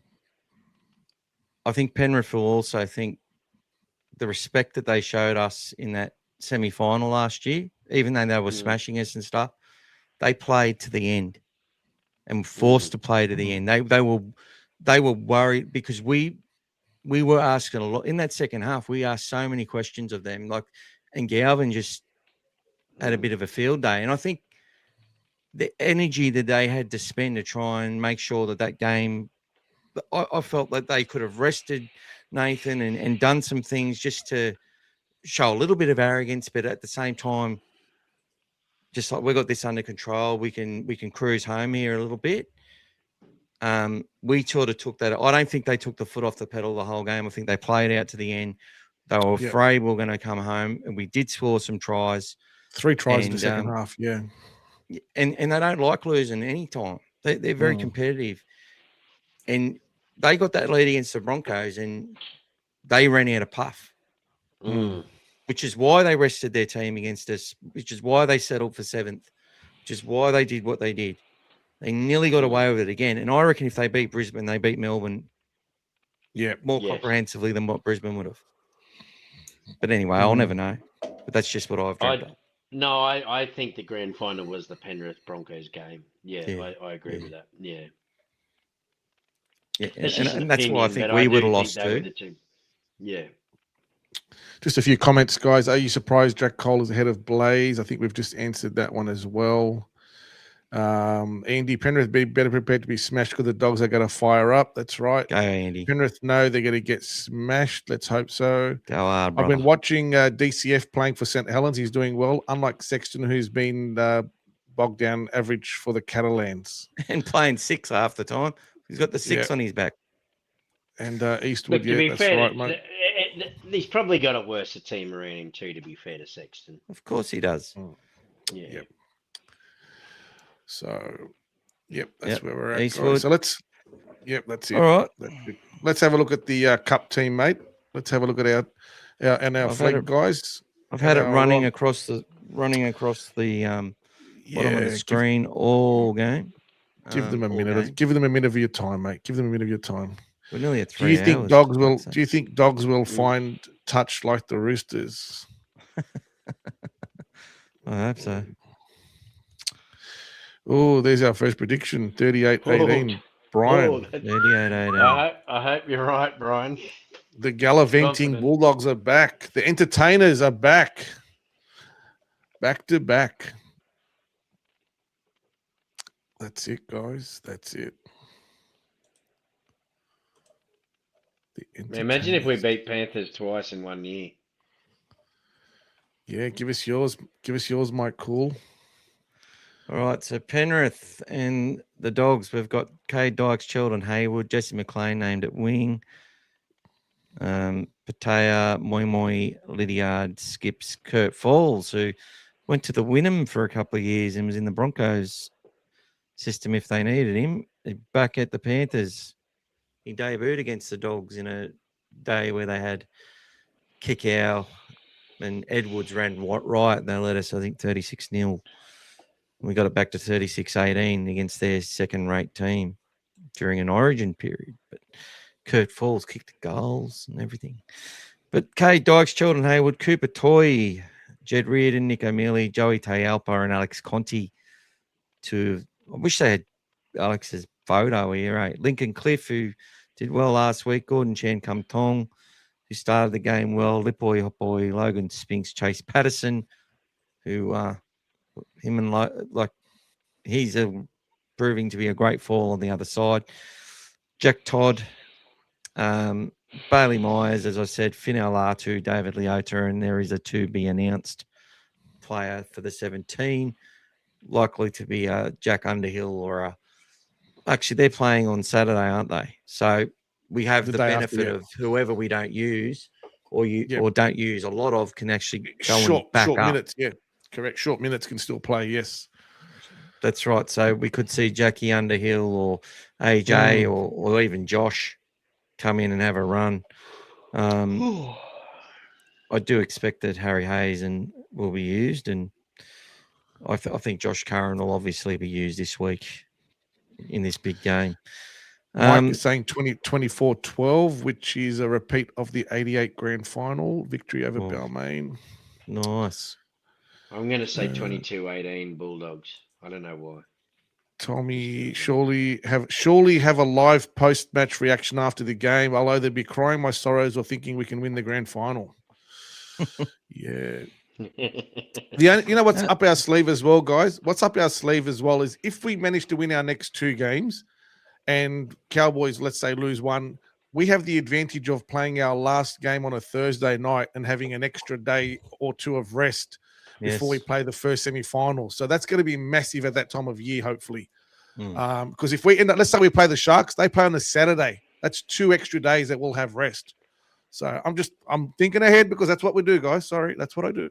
We're making it. That's our pathway to winning the grand final, guys. Lorenzo 50-0. Good. Well done, Lorenzo. Good on you, brother.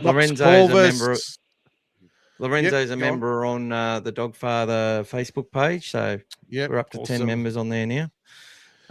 Knox Corvus 28-26. Yep, well done.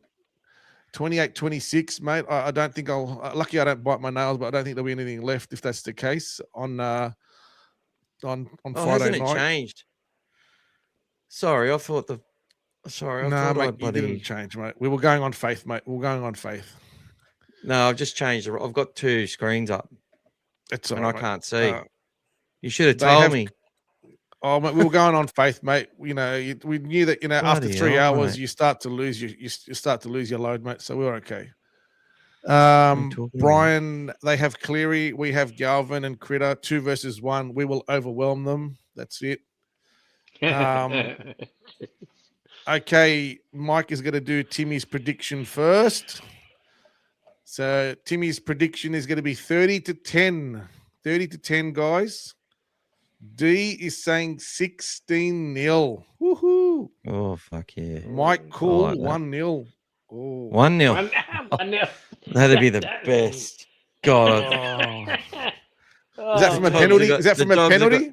And they'll be talking about how bad our attack is. Welcome. 10-8 to the Bulldogs. Is that to make up for the 8-6? And this time we get the charge down on Cleary? 1-0, I reckon, with Cleary just missing the 2-point field goal right at the end. He's kidding. Actual prediction, 20-14. 20-14 is his actual prediction. Just want to go through the jersey flag quickly. Raymond Peruz at fullback. Mela Setu's doing a great job. Marcellus Colpole, under 19 rep. Wesley Papalia-Foa on the wing again, trying to go for a triple-double. Latrell Fing, Bronson Rubin, Tristan Burns, Cohen Patterson back to Flegg. Fine Farley, good player.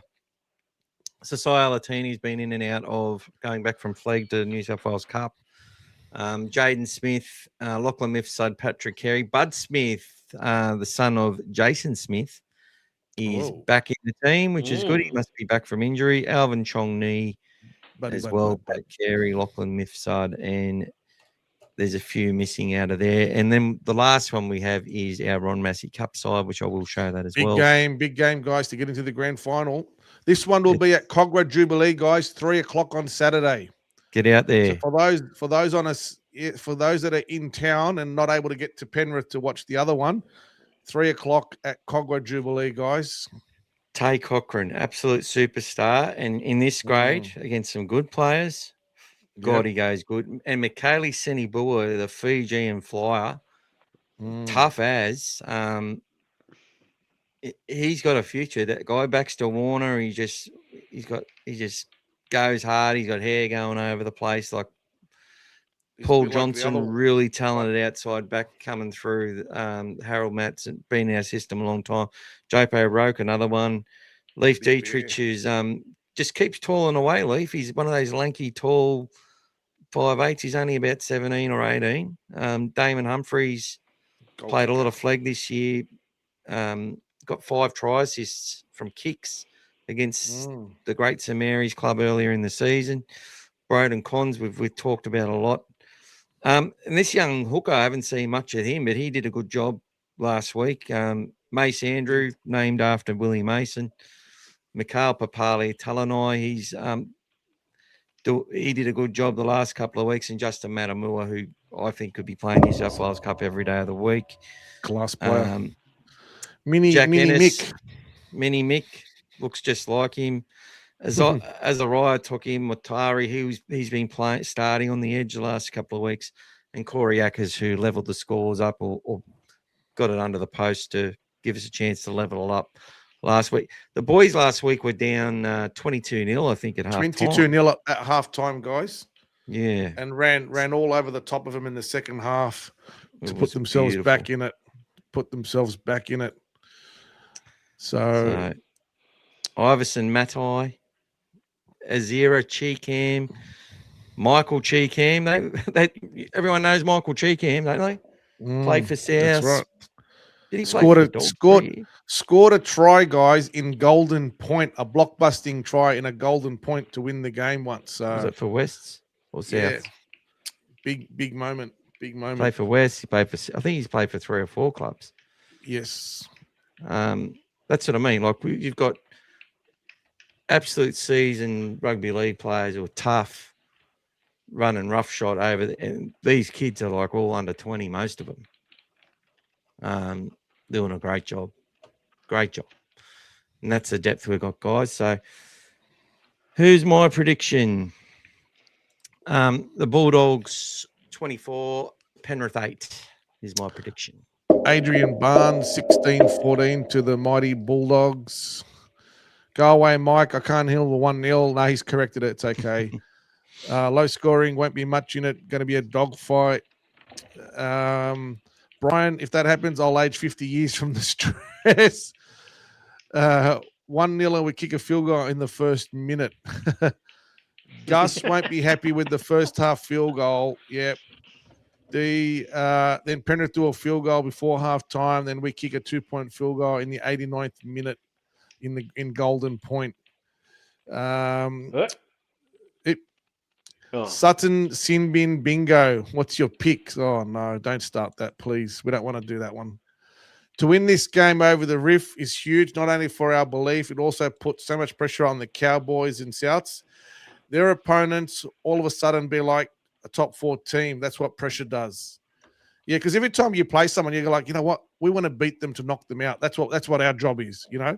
Like, to give you an example, look at the useless game this week between Brisbane and Melbourne. Useless. When I say useless, they're trialing a new rule this week, guys. They're trialing a new rule.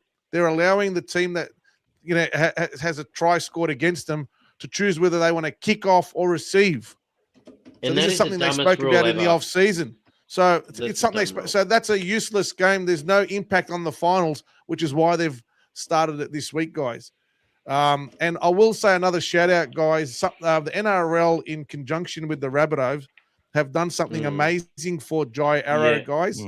Jai Arrow sitting on 98 games for Souths, And what they've allowed them to do, if you haven't read it, if you're away, they've let the Rabbitohs name Jai Arrow in the team, and he's actually captaining the team in number 13, or he's actually in 23. Go to 23. He starts the game, and a few seconds into the game, they're giving them one free substitution, so an extra sub to get him off and get Cam Murray back on the field, guys. They're going to do that for 2 weeks in a row. So then Jai Arrow ends up saying he's played 100 games for South Sydney. I think it's outstanding, guys, for the Rabbitohs and NRL to come to that agreement. And I can understand some people being a bit aggrieved that the Broncos haven't done something similar to allow Reynolds to play a farewell game and basically said, you're not playing the last 2 games. But it's a great thing for the Rabbitohs, guys. So good stuff there. You know how I found out about that, Gas? Yep. The Jai Arrow thing. So my wife, I just found out she's pregnant recently. Congratulations. She's super emotional, and she rang me crying to tell me that Jai Arrow was going to be playing his last 2 games in that respect. She read the story. Oh, there you go. Because she's all like, the hormones are running through her and everything. Yes, So yes. it's a beautiful thing they're doing. I was really happy to hear that they did that. That's it. Awesome stuff. Boring. Where are we? Oh. There we go. What do we got? Mike Cool. Mick, they've done their predictions. Dogs 25-24 in Golden Point. What would be our season without another heart stopper for us fans to get through? Oh, please don't do that to me again. 25. Michael Cheekham played for Manly, Tiger South, and back to Manly. That's it. Thanks, D. Yeah, the Rabbits thing is much respect, NRL and Rabbits. Congrats, Joeby. Yep. I grew up in the Penrith area. Used to probably play my junior league. Used to use my junior league pass to be the away team fans. Stuff the Panthers and stuff the Panthers now. Then and now.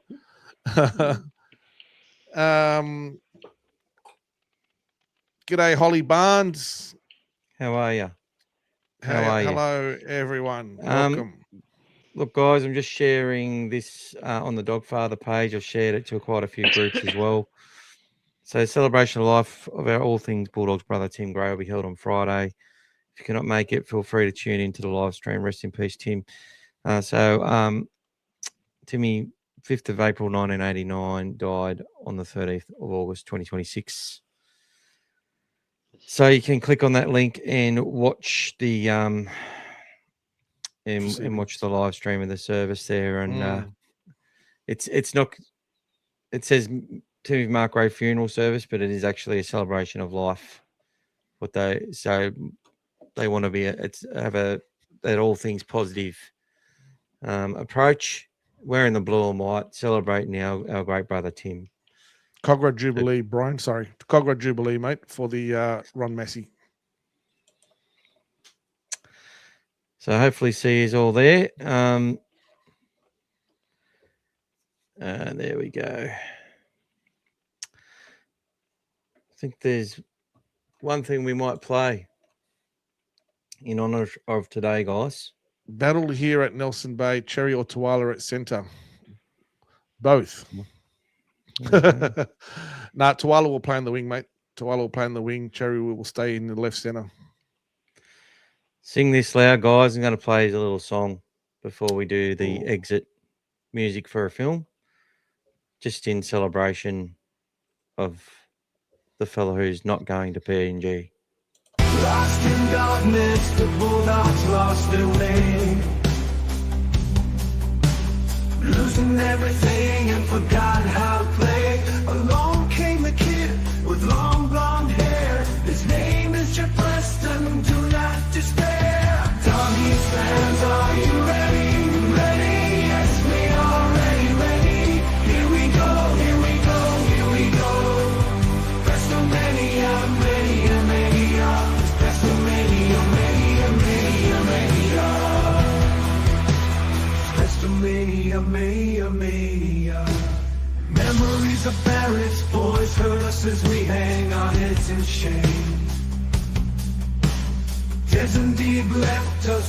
a blue sky and more scapegoats to blame. But the rival of Presto and a new hungry Bulldogs breed will leave these nightmare memories for dust as they look for opponents to meet.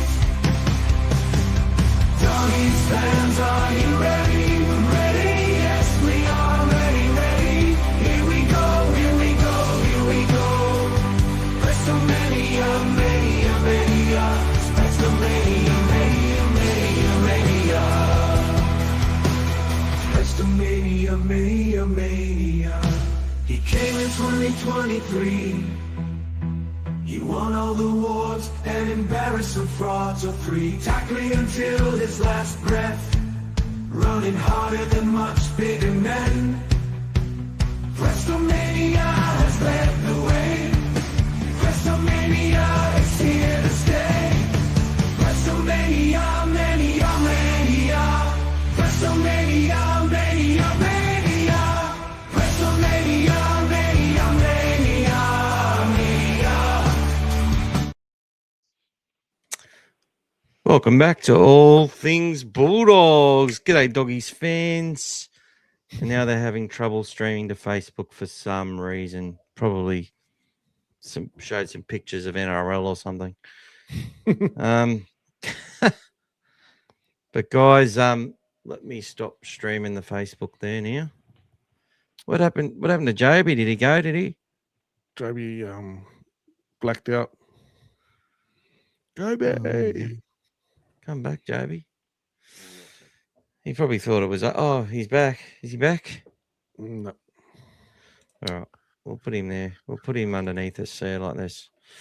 There we go. All right, guys. So we're nearly done. You guys can hear me, but my sound's gone. I can hear you, Joeby. Yeah, Can't we hear me? just can't see you, mate. Your camera is black. Sorry, Joeby. Anyway, guys. There we Oh, go, there he's you back. go. Can you hear us?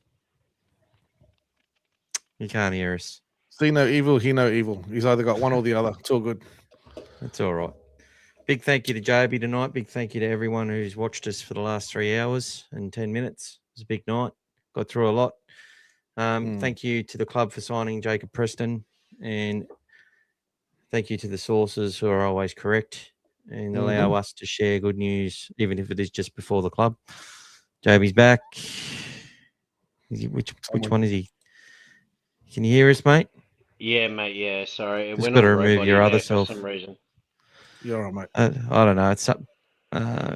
Kick from the studio. I'm going to kick your other one off. Sorry, mate. I don't know what happened then. Don't be sorry. We're saying goodbye anyway. And a big thank you to you for tonight. You did a great job. Thank you. Thanks, man. Sorry, I cut you off about 74 times. People will be telling me, why'd you cut Joeby off? He's making more sense than you ever do. No, it's okay. It's all right. Gas is used to it. As you know, Joeby, don't encourage him. this is It's my hard. There's three of us, and we all want to talk. So it's my house and your guests. No, but oh, sorry, guys. Gas has just been cut off the.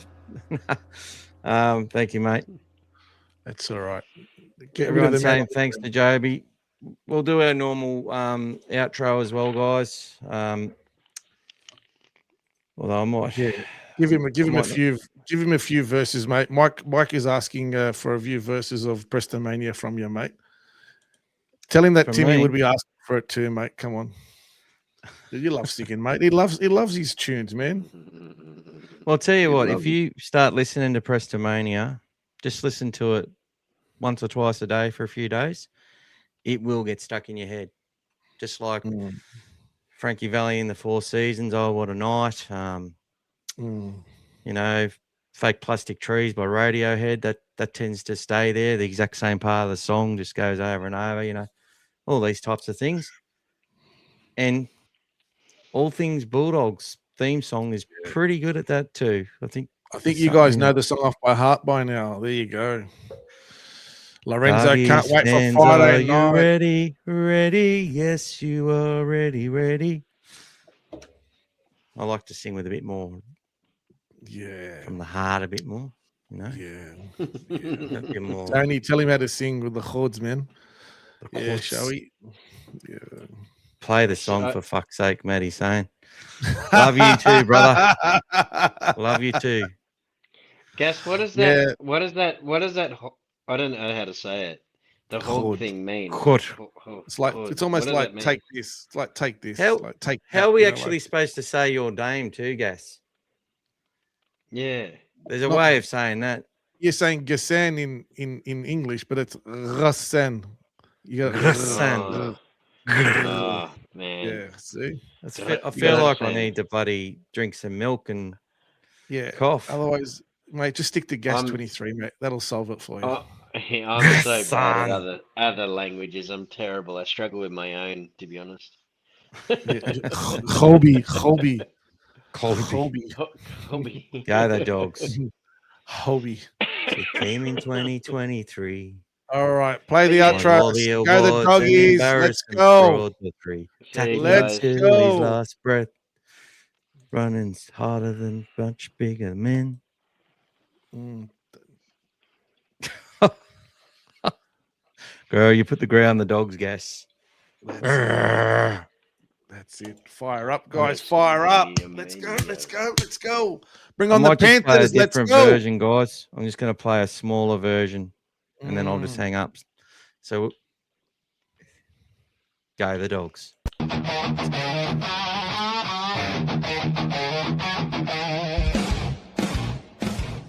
Welcome back, you beautiful blue and white blooded legends, to the greatest podcast. Sorry, guys. False alarm.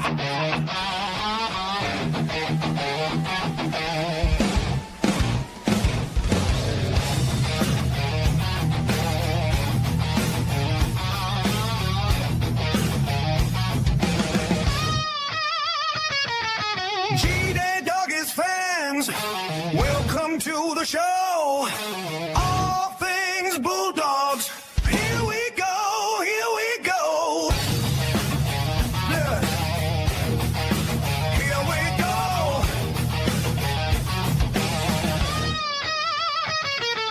Blue and white pride, Bulldogs for life. Dogfather here, gas by my side. All things Bulldogs, talking dogs tonight.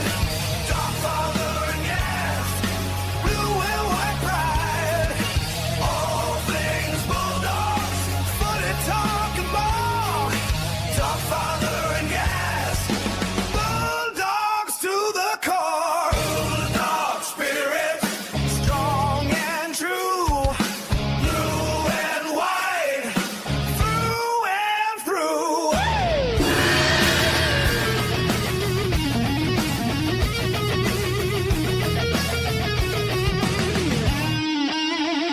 G-Day Doggies fans, welcome to the show. All things Bulldogs, here we go, here we go. Hey. Here we go. Hey.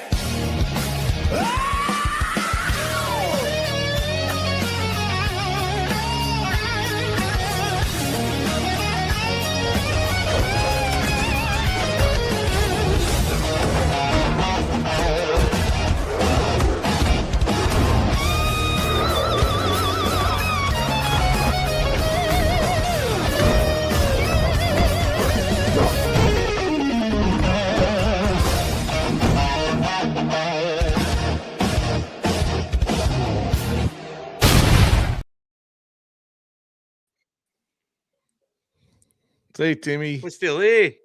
See you, Timmy. We're going all night, guys. We're going all night. We're going for 3 hours. And, we're already gone for 3 hours. But rest in peace, Timmy. Love you. See you guys. See you, Joeby. See you, Joeby. Night, everyone. See you guys. Love yous all. Hey, guys. Yeah, we're Go here. the- And we'll see you Go- for the next stream, guys. For the review. Maybe before. Who knows? Go the dogs. Well. Good. Nothing We're